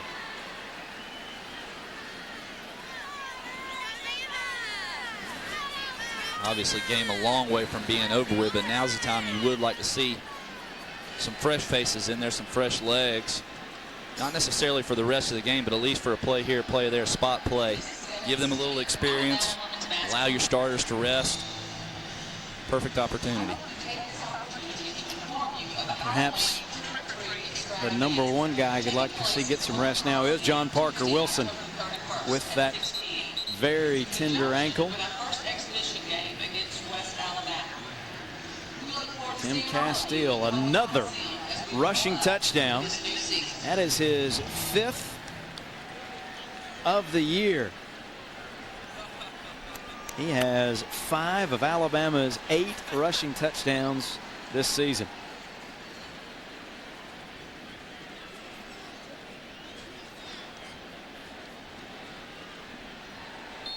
Of course, 70 yards or so of those first 90 came on one play, but it has definitely been a struggle really all season for Don Strock's team offensively, averaging a little over 13 points a game, just 13 first downs a game, and about 250 total yards per outing. Whidden fields the kickoff around the 2-yard line. Runs into his own man, look like, and he'll be driven back. Marquise Johnson, the first man to meet him. So where they mark his forward progress about the 13-yard line. Well, I tell you what, you have to be impressed with the Alabama special teams, especially the kick coverage here today. And it all starts with Jamie Christensen doing a nice job of keeping it between the hash and the numbers. Kicked it right around the goal line on every kickoff. And as you said, that cover team has done an outstanding job getting in. Florida International, the only time they started at the 20-yard line or better was when it was a touchback. Josh Padrick back in the game now for FIU at quarterback. Attaway, the single setback. Padrick, deep ball down the side, overthrown, incomplete. Looking for Jeremy Dickens once again, but overthrows him. Patrick really took a lick that time, like Wallace Gilberry taking him down right as he threw the ball. Not the way that he wanted to come back. Welcome back. See him get high load. There's another term. It's amazing how they get up after half these hits that they take. Gilberry played in all 33 games of his Alabama career, the junior out of Bay Minette. Quick throw to the tight end, Anderson, ridden down by Jeffrey Dukes. Anderson, 4 catches a couple of weeks ago in the loss to Miami. He's the only, Anderson is the only eligible player now with a touchdown reception here in 2006. It'll be 3rd and call it 6 for the Golden Panthers. They would be thrilled with a first down right now just to try and cool off the tide a little bit. Padrick looking, gunning over the middle, catch made, and that will be good for the first down by Ashlyn Parker, another freshman. Catch over the middle, and that'll move the chains. Really good patience this time. As we've mentioned about Bragdon, wanted to throw the ball earlier, it wasn't open. Waited for Parker to get to the next window. Now we'll pick up another first down. Just their 4th first down of the ball game. Padrick hands it away to Chance Attaway out near the 29-yard line. Tripped up there by Jeffrey Dukes, junior out of Oxford, Mississippi. Another guy that's played in every game of his career, all 33 now. But just named a starter this year.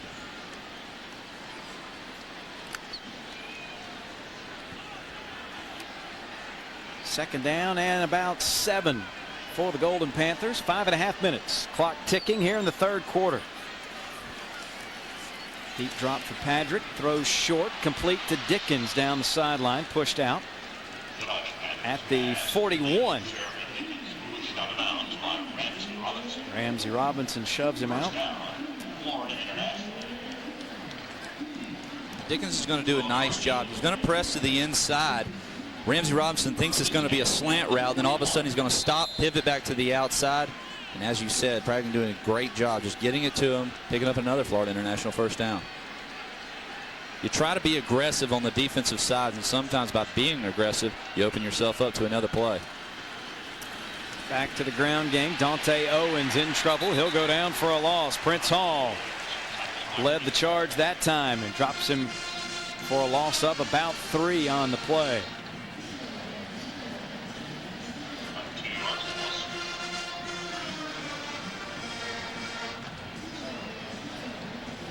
Great job this time, as you see. Prince Hall just has a nose for the football, able to find those creases to get into the backfield.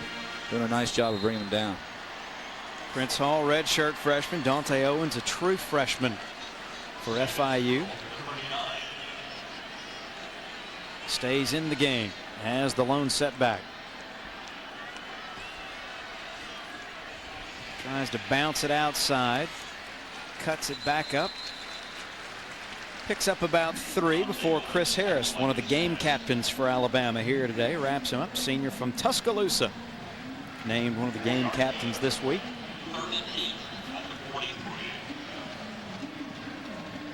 Short pickup, and now 3rd and 8 for the Golden Panthers. Clock ticking, closing in on 4 minutes to play in quarter number 3.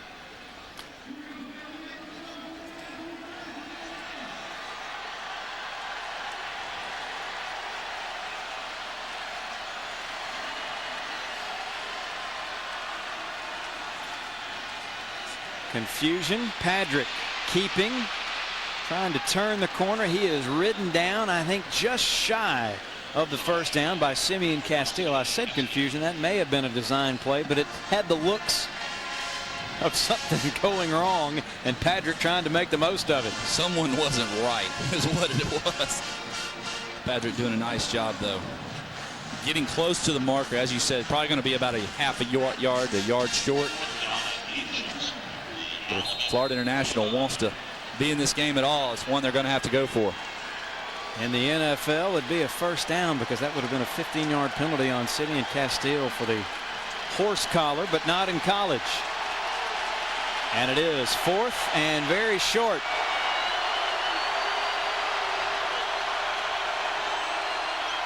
Patrick wants to throw, unloads, incomplete. Bama brought the blitz on 4th and inches. Jawan Simpson forced that early throw. It's incomplete, and the Tide will get the football back just shy of midfield. Pressure coming right up the middle once again. Prince Hall and company. Jawan Simpson able to get the hands up, apply the pressure to Bragdon. Had to throw it before he wanted to. As you said, Alabama will take over on downs. And Jimmy Barnes will come onto the field, lead the offense out. Likely John Parker Wilson's day is done with a 3-touchdown lead late in the 3rd quarter. Johns lines up behind Tim Castile in the I. And Barnes deals it away to the talented sophomore out of Mississippi, who picks up about a half a yard on that first down run. Smart move this here on the Alabama coaching staff. Parker Wilson threw the ball one time, or has only thrown the ball one time here in the second half. And if your philosophy is going to come out, of course, now aided with the special teams play to picking you up 2 quick scores, you're going to slow it down a little bit, do a lot more running. Barnes can do it just as easily as Wilson. Get your starting quarterback on the sideline, let him rest up. Tide will have to spend a timeout. A little confusion. Jimmy Johns split wide to the near side. Not exactly sure if he was comfortable with that. He signals for the timeout. John Parker Wilson today, 8 out of 13. Throwing for just the 72 yards and the touchdown. But nice to see him with the hat on the sideline at this point in the day. Exactly what you want to see. And all those numbers really coming from the first half. On just 5 possessions. Don't forget, coming up spring break 2007, Cruising with the Tide, 4th annual Cruising with the Tide, called Total Sports Travel. go online, cruisingwiththetide.com. That's a nice thought with temperatures heading in the other direction now as November approaches. We'll send it down now. Jacket on, turtleneck on. Our Cook's Pest Control sideline reporter, here's Chris Stewart. Got that low blood sugar. You guys see Jimmy John's line up at wide out and some confusion there. As you said, we forget that just 2 years ago, that young man was a high school quarterback in Mississippi, and last year wanted to be on the football field so bad, was willing to play a brand new position at tailback, still trying to learn that spot, and then also some of the wrinkles with that, able to having to line up at wide receiver. Tyler, I just don't know wonder how difficult that is for a guy who has not played really much of anything but quarterback to have to go and learn all of the things that are required of the running back for Alabama in that system. Well, you know how it was when they changed you from point guard to down low at the post. Thanks a lot. Second down, whistles, flags, and I believe a delay of game penalty. Prior to the snap, delay of game. 15 to the offense. 5-yard penalty, still second down. Exactly what the coaches want after a timeout. No, but the growing pains that Jimmy Barnes needs to go through. Every quarterback experiences them at some point early on in their career. It's important that now here, 2 minutes left in the third quarter, it's good that he's in the game. You hope that he's given everything and he's playing like it is nothing to nothing. Barnes leaves it with Castile, who plows ahead for about 5 yards. Gets most of that penalty back. And we mentioned learning the different positions, and Mike Shula has said it a good number of times, and a lot of coaches say the same thing. We need to get the ball in the hands of our playmakers, and for Jimmy Johns, it's a matter of getting him out on the field. Number one, you have to get him out there, finding different ways to get him out there on the field, lining him up split wide a couple of plays ago. Yeah, and Alabama is blessed to have a lot of talent at several of the same positions. Unfortunately, only 1 or 2 of them are going to ever be able to play, so you try to find another position for them. Barnes in trouble, unloads in the direction of Jimmy Johns. A flag is down. But I think Matt Austin will pick this one up or not. There's no foul on the play. There was an eligible receiver in the area. Incomplete pass, 4th down. Either way, Alabama's going to have to give up the football. Barnes under pressure that time, right up the middle.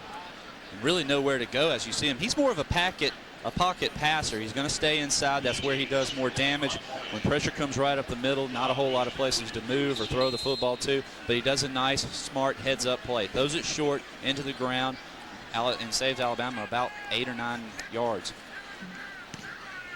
Whidden back deep to return this punt from Fitzgerald. Fair catch at the 9. 43-yard punt and no return. 51 seconds to play in the third quarter.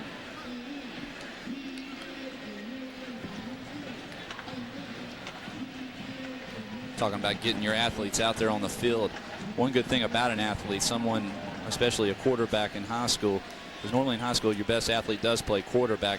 They normally have a knack and just a nose for knowing football. Whether you put them at linebacker, you put them at running back or receiver, they're able to pick up on what's going on very quickly because they understand the concepts of what an offense or a defense are trying to do.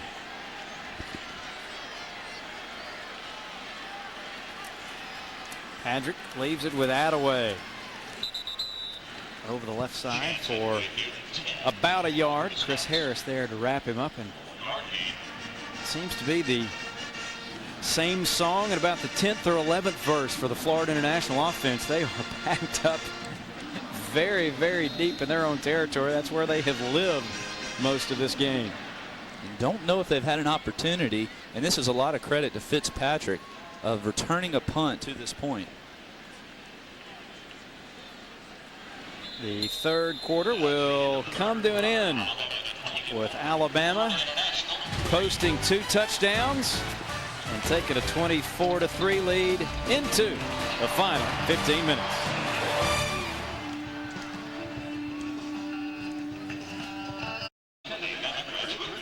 Getting set for the fourth quarter here at Bryant-Denny Stadium in Tuscaloosa. David Crane along with Tyler Watts and Chris Stewart on this homecoming Saturday at the Capstone. Glad to have you with us here on Crimson Tide pay-per-view. Alabama leading 24-3 through three quarters. And look at our region's third quarter stats. Numbers fairly close. The turnovers are a turnover and a punt return, the biggest difference now in the ball game, helping Alabama to the 3-touchdown lead. Padrick on second and long swings it out, incomplete, looking for Andy Anderson. Simeon Castile right there with the coverage for the Crimson Tide. And other than that long pass play that Florida International did have, this has kind of been their combination route in the passing attack that they've seen all day long. Run a slant route, run a little flat route behind it, read the flat defender. Really nowhere to throw the football to. Mike Shula talking about this game earlier this week. Joe Kynes can certainly relate. It's a lot like a season opener if you're Alabama trying to prepare for Florida International. Again, because of the numbers, the number of players that are not going to play today, you really didn't have a real clue of what you were going to see. You're basically facing a new team. Throw over the middle, incomplete. Pressure coming from Bobby Greenwood that time. Padrick looking for John Houston Whidden, but can't make the connection, and FIU will have to punt it away once again.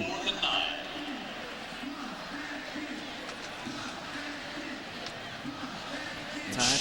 Go ahead, I'm sorry. Tide has gotten a piece of one punt already today from Chris Cook. And a 65-yard punt return for a touchdown the last time Javier Arenas got his hands on the football. Low wobbly kick. It will take an FIU roll, scooped up by Arenas. Taken down around the 42-yard line, a 42-yard punt. Arenas a little slow getting up. Bama's got it in good shape, leading by 3 touchdowns. We come back.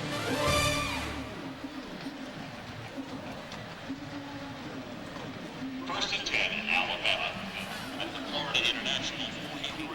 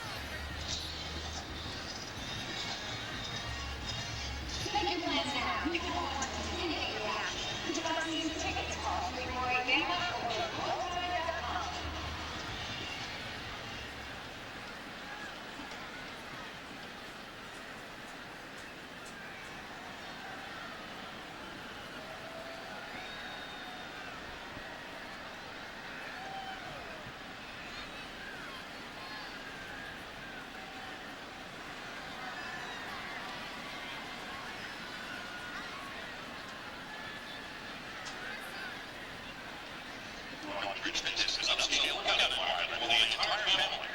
From strength to sports-specific training to exciting group classes and personal training, Richmond is in the meeting of his goals. When you work out in any way, Tuscaloosa life will be supervised. Look out slowly. Stop by North Richmond is at the corner of McClellan Boulevard and Turnip Road to get your fitness program underway.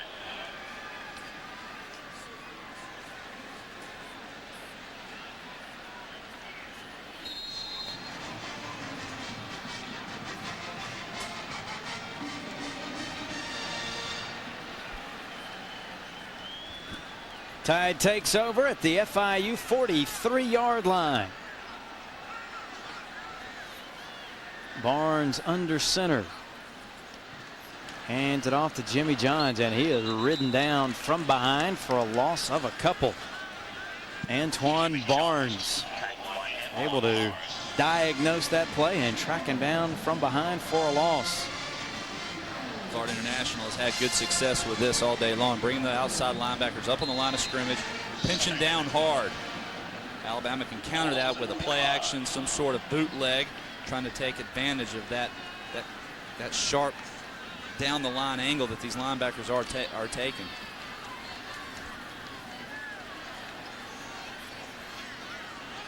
Tide also probably very content to let the clock run. Jimmy Johns wrapped up by Barnes once again. He'll lose another yard. Back to about the 45, maybe the 46-yard line. They'll mark him just outside the 45. Clock ticking. Alabama fell behind 3-0, scored 24 unanswered.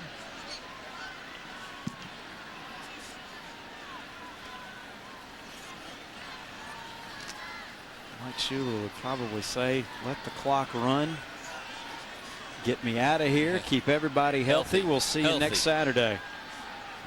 Barnes from the shotgun gives it to Castile on the draw. Tim lumbers inside the 40. Leaves him about 6 yards shy of the first down. Now you're in that in-between state one again. Too long for a field goal. Kind of hate to just punt it down there, and of course you'll pin them back. But Alabama will do it. Other part of the equation, it's not necessarily a factor right now, just 24-3, but we mentioned Mike Shula, Don Strock, very, very good friends, and running it up. If I cleaned anybody's underwear, I'm going to score as many points on them as I can. That's a good point. Pooch punt. Fair caught by Whitten at the 12-yard line. But really could be Mike's only chance to kind of get back at him. Under 12 minutes to play the game, and Alabama leads at 24-3.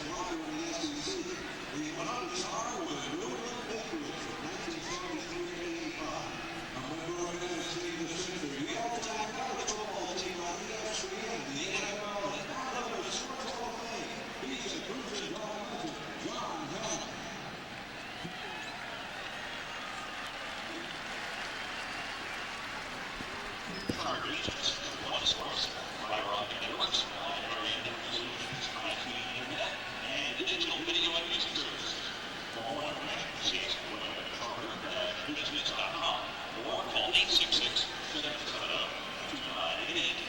Charter Business, sponsor of the University of Alabama. 14 years in the NFL with the Miami Dolphins for Don Strock.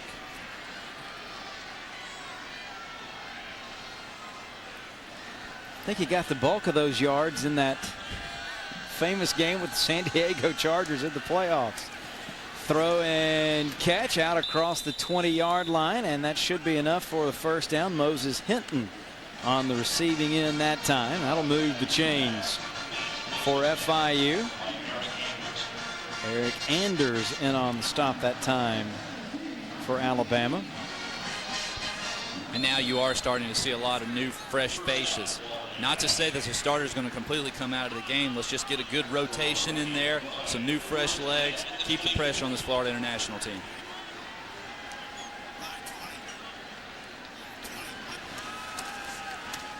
First down run, Owens. Nice little cutback. Picks up about 3 yards on that play for the Golden Panthers. Keith Saunders, Matt Collins, and others there to wrap him up. Alabama trying to close out the month of October with the win. Go to 6-3 with 3 regular season games remaining. The usual finish for the Tide of Mississippi State, LSU, and Auburn. Second down, quick throw, deflected and incomplete. Looking for Dickens once again. Marcel Stamps got the pressure that time. And I believe Keith Saunders, the man that deflected that pass attempt. Saunders doing a great job there. You see him acts like he's going to blitz and then just kind of backs off, sees he can't get there, able to get the hands up, and it's just as good as a tackle.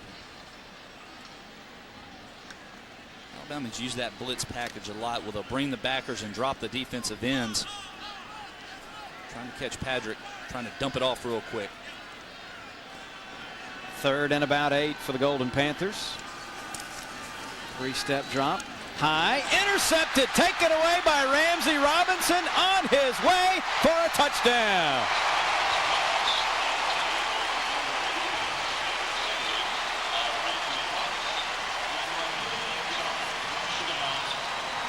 Tide has covered all the bases today. Offensively, defensively, special teams, all scoring touchdowns. And sometimes they just happen. Things happen that are good for you. Ramsey Robinson doing a great job playing his position, not biting too hard on the slant pattern, doing his responsibility, deflection, able to take it in for 6. His 2nd interception of the season, the 2nd pick 6 for the Crimson Tide. Lee Tiffin into the game to add the extra point. It's a nice hand from the Bama faithful with flags down on the play. We will check the markers. Another look at the pick. 34-yard return for Ramsey Robinson. 31-3 Bama.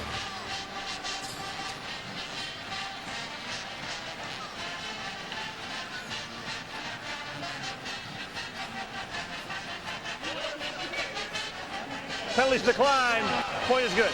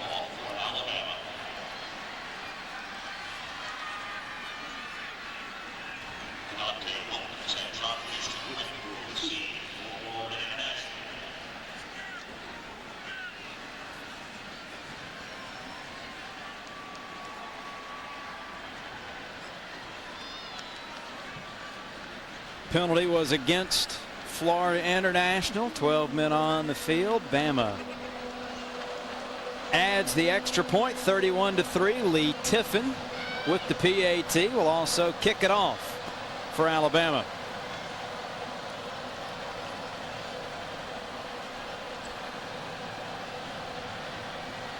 Many of the fans here at Bryant-Denny have decided to continue the homecoming celebration elsewhere on this beautiful afternoon.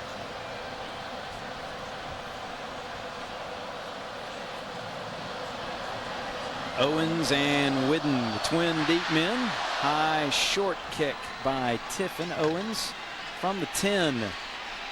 Bounced off a tackler, out of bounds near the 30-yard line. Far and away the best return of the afternoon for Florida International. 10:09 to play in the game.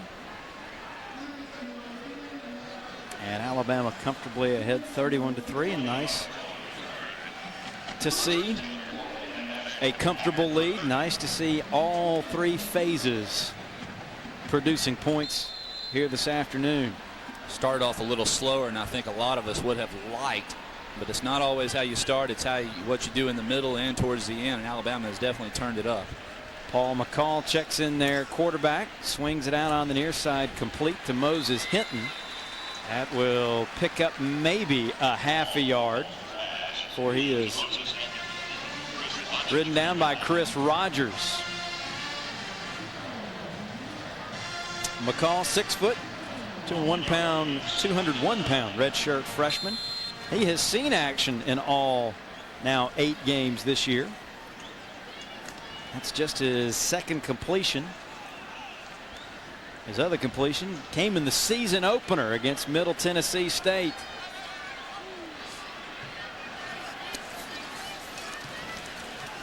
McCall scrambling, finds a little daylight and then slides down, avoiding Justin Woodall, who was closing in quickly.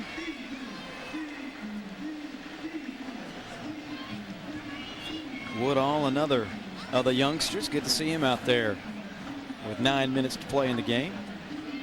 It's good to see all of them out there getting that valuable experience that they so desperately need, especially going into the home stretch versus Mississippi State and a very difficult LSU and a very, very tough Auburn football team. 3rd down and 5 for FIU. Deep drop for McCall, guns it, incomplete, looking for Jeremy Dickens once again, but Eric Gray was the closest man to that pass as it goes incomplete. And the Golden Panthers unable to enjoy their best field position of the day. 3 and out.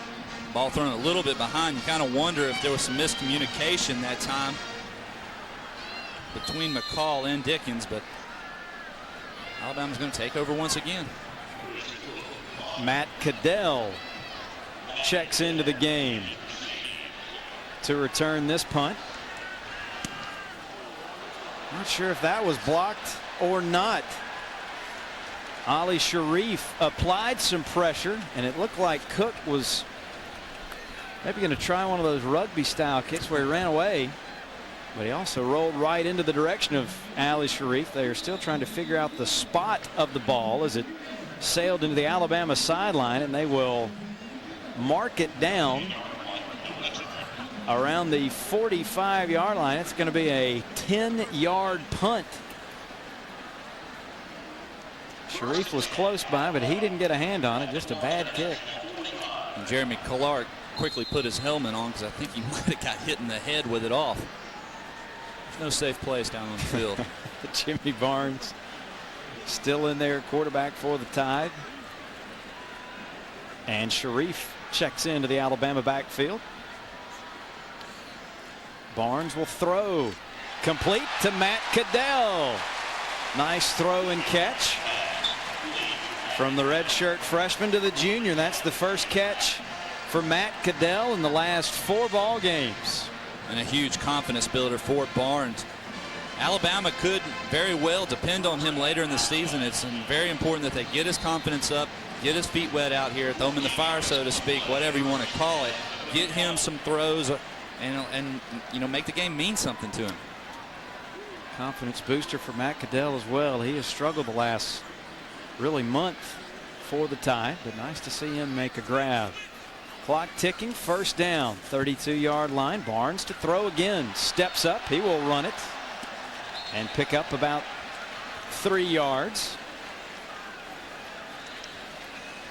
redshirted last year, recruited from California. Coach is very high on him, and he struggled through last year. Came down with mono during the fall workouts and really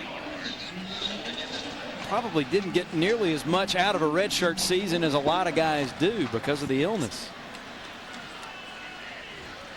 But shows his agility there and picks up about 3 yards. I think most linebackers be scared to hit him head on.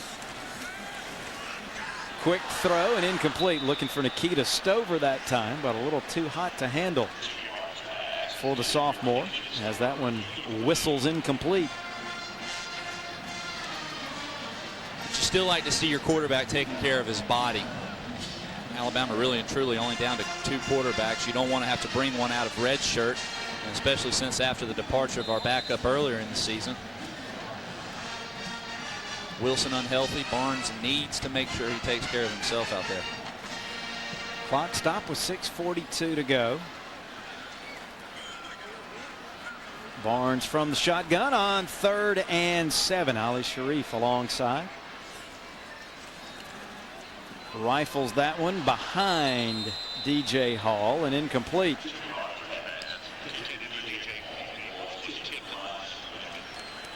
Hard to tell if the ball was just a little bit behind him or if it might have gotten tipped at the line of scrimmage. DJ will see his streak of 5 straight 100-yard receiving games come to an end. Just 2 catches for 27 yards today.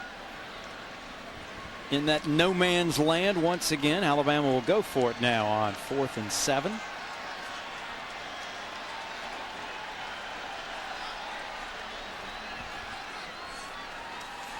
Barnes pressured up the middle, unloads to Cadell in traffic. He's got the catch. He's got the first down at the FIU 20-yard line.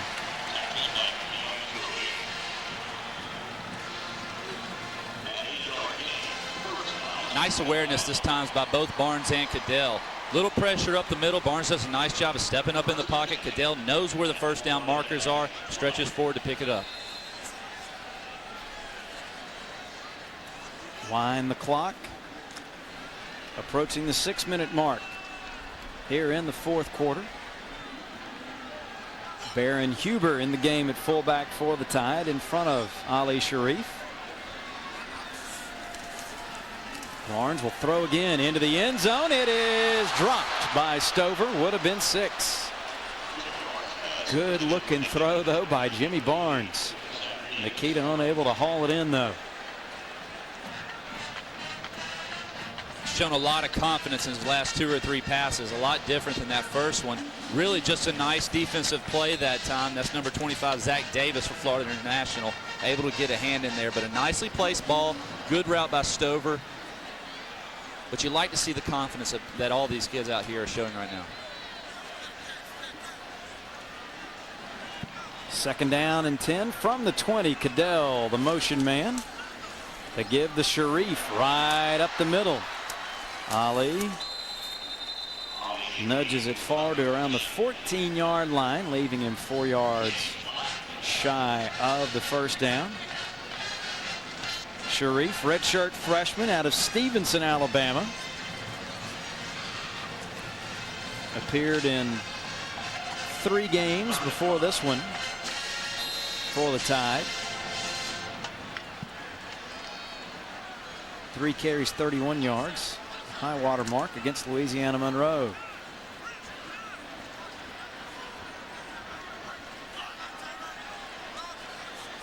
Third and right at 5 yards. Barnes will throw again. Pumps, throws, complete to Stover. First down. Nikita able to reel that one in. Around the 7-yard line. It'll be 1st and goal for Alabama. Kehanvis Bowie, senior, credited with that stop for FIU. And regardless of how many reps you take during the week, there's nothing like a game. You see things, people line up, they do things they're not supposed to. You draw it up on paper, defenses are supposed to do a certain thing. That time Barnes does a nice adjustment. Looked like he wanted to go to Cadell in the flat, saw that it wasn't open, able to check down to his 2nd receiver. Sharif, the single setback. Huber, the motion man, and Barnes will throw again into the end zone. It is incomplete, but there come the flags. Matt Cadell. Very nearly clotheslined about the 1 yard line. And the markers came sailing in.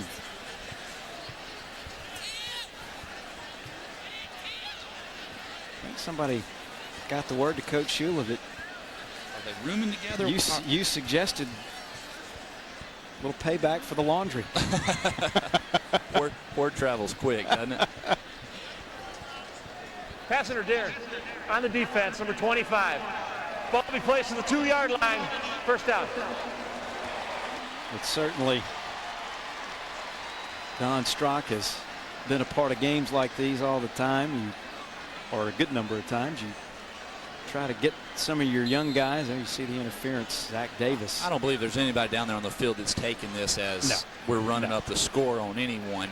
He understands if he had an opportunity to get some of his inexperienced players playing time, he would definitely take advantage of that also. And points aren't near as important as running the clock out. Right. Just a little experience. You got your third team fullback, your third team running back. Sharif, nope, play action, and down goes Barnes. Back around the 11-yard line. Bostic back in there after he left the field early in the second half. Plants Jimmy Barnes for a big loss back around the 10. Looks like it was just a bust in protection that time. The backside of a quarterback should always be protected down at the goal line. Don't know exactly what happened. Kyle Tatum in there for Alabama across the front. Mike Johnson in at right guard. Marlon Davis back over at left guard. Evan Cardwell in there at center. Cody Davis in at left tackle. Barnes unloads to Baron Huber. That's a nice grab by the fullback. Ridden down around the 6 yard line by Kehanvis Bowie. That'll be 3rd and goal from that spot. Hubert's going to come up a little lame on there as you see him stick his big paw out there. Comes down a little awkward on his ankle. Bowie. Wow. You heard of ball hogs on offense. The defensive version of that. 20 tackles in the game. He's another man that will sleep very well tonight. Jimmy Barnes spins a timeout. Clock stop with 3:14 to play in the game. Alabama looks at 3rd and goal from the 6.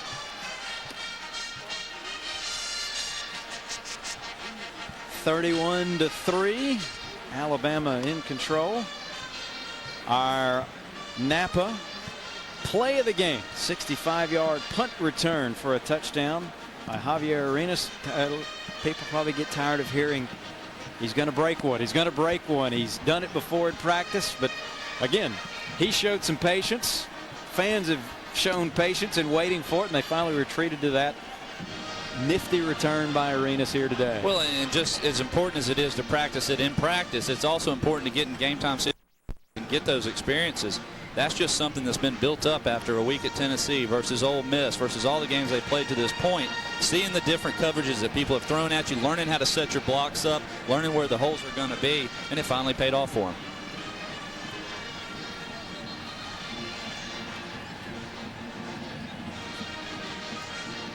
And a look at our singular player of the game. We talked about him in the pregame. 4 tackles, but that big fumble recovery, 1 snap after the punt return for a touchdown. And Simeon Castile, our singular player of the game, set Alabama up, and his older brother Tim finished the touchdown drive in that 3rd quarter. 3rd and goal from the 6 following the timeout. Will Denniston checks in at fullback. Barnes into the end zone. Cadell is there. He's got it for the touchdown.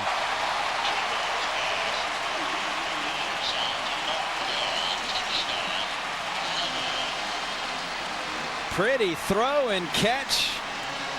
That's 2 happy young men right there. Jimmy Barnes to Matt Cadell.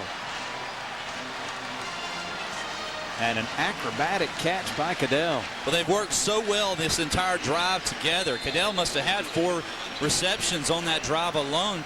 Just a long time coming, something both these young men needed. second career touchdown for Matt Caddell as Lee Tiffin adds the extra point. 38-3 Alabama. First career touchdown pass for Jimmy Barnes. And look at the catch. Got it up on the shoulder. Took the takedown and able to hang on. Very nice catch. One that he needed. Boost his confidence.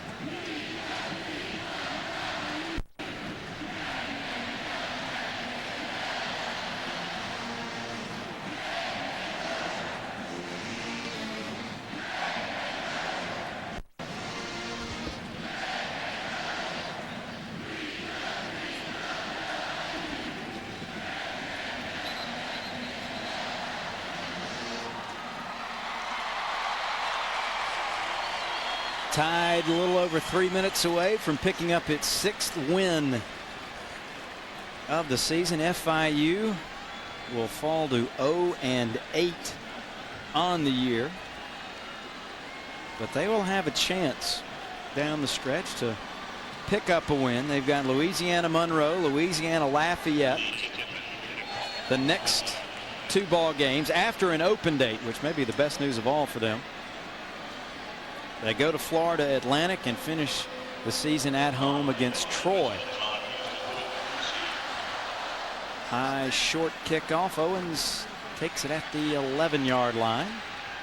Tries to double back and runs into trouble. Spilled at the 22-yard line. Just under 3 minutes to play in the game. Alabama, of course, the usual amen corner in the month of November. Mississippi State here at home next Saturday, then a trip to Baton Rouge before the regular season finale here at home against the Auburn Tigers.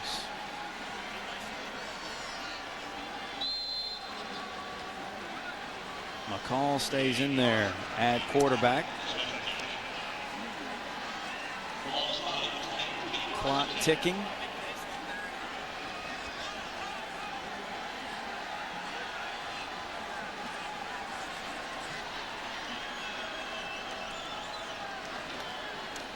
Owens takes the handoff, fights for about a yard.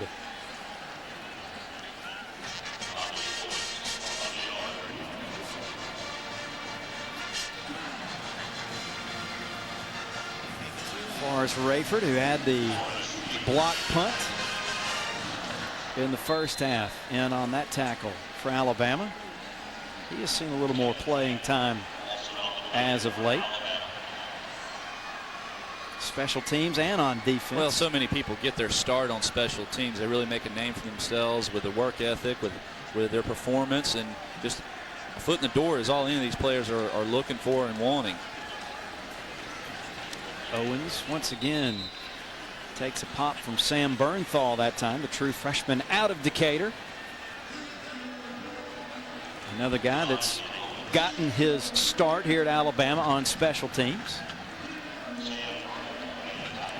Starts there and then eventually works into spot playing here on 3rd down, there on 2nd down in a certain situation, and the next thing you know, these players become juniors and seniors and they're starting.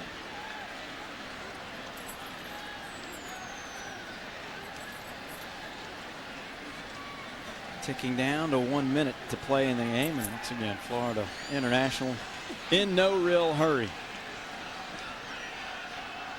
to speed things along, content to let that clock tick.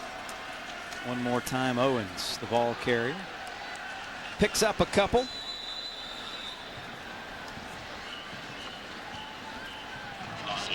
Punting team will come out.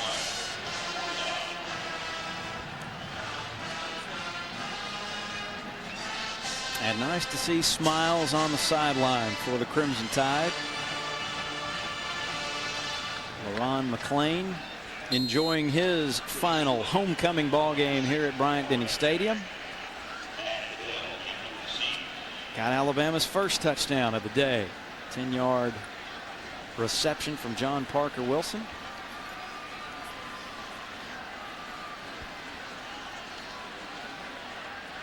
Cadell back deep for the Tide. Play clock expires. Delay of game, 41 of the offense. 5-yard penalty, remains 4th down. And the punt will be the final play of the game. After the 5-yard step off, Mike Shula will up his record with 26-20. At Alabama, Don Strock will fall to 15-37 as the Golden Panthers head coach.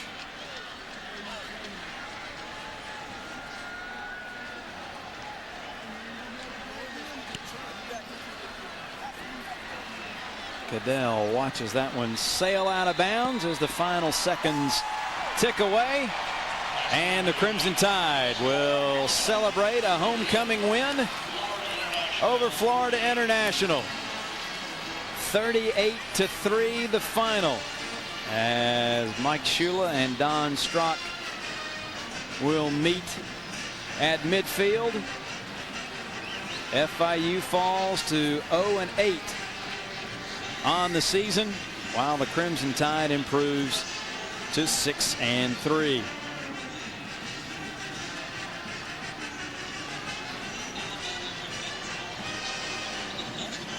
Tide wins its 5th straight homecoming ball game. 38-3 final here today. That is the 2nd highest point total of the season for Alabama this year. 41-7 over Louisiana Monroe, the best point production of the year. Red Diamond final stats: 224 total yards for Alabama. But the Tide offense did what it needed to do, and then Tyler got the help it needed. A defensive score, a special teams score, and no turnovers on the day. And that's the most important thing. No turnovers. You always find yourself in a football game with an opportunity to win if you don't give the other team, if you don't turn the ball over to them. So the Tide enjoys homecoming on an absolutely gorgeous day here in Tuscaloosa. The Bama fans get to go home happy as the Tide rolls 38-3 over Florida International. For Tyler Watts, Chris Stewart, and our entire crew here at Bryant-Denny Stadium, I'm David Crane. Thanks for being with us. So long from Tuscaloosa.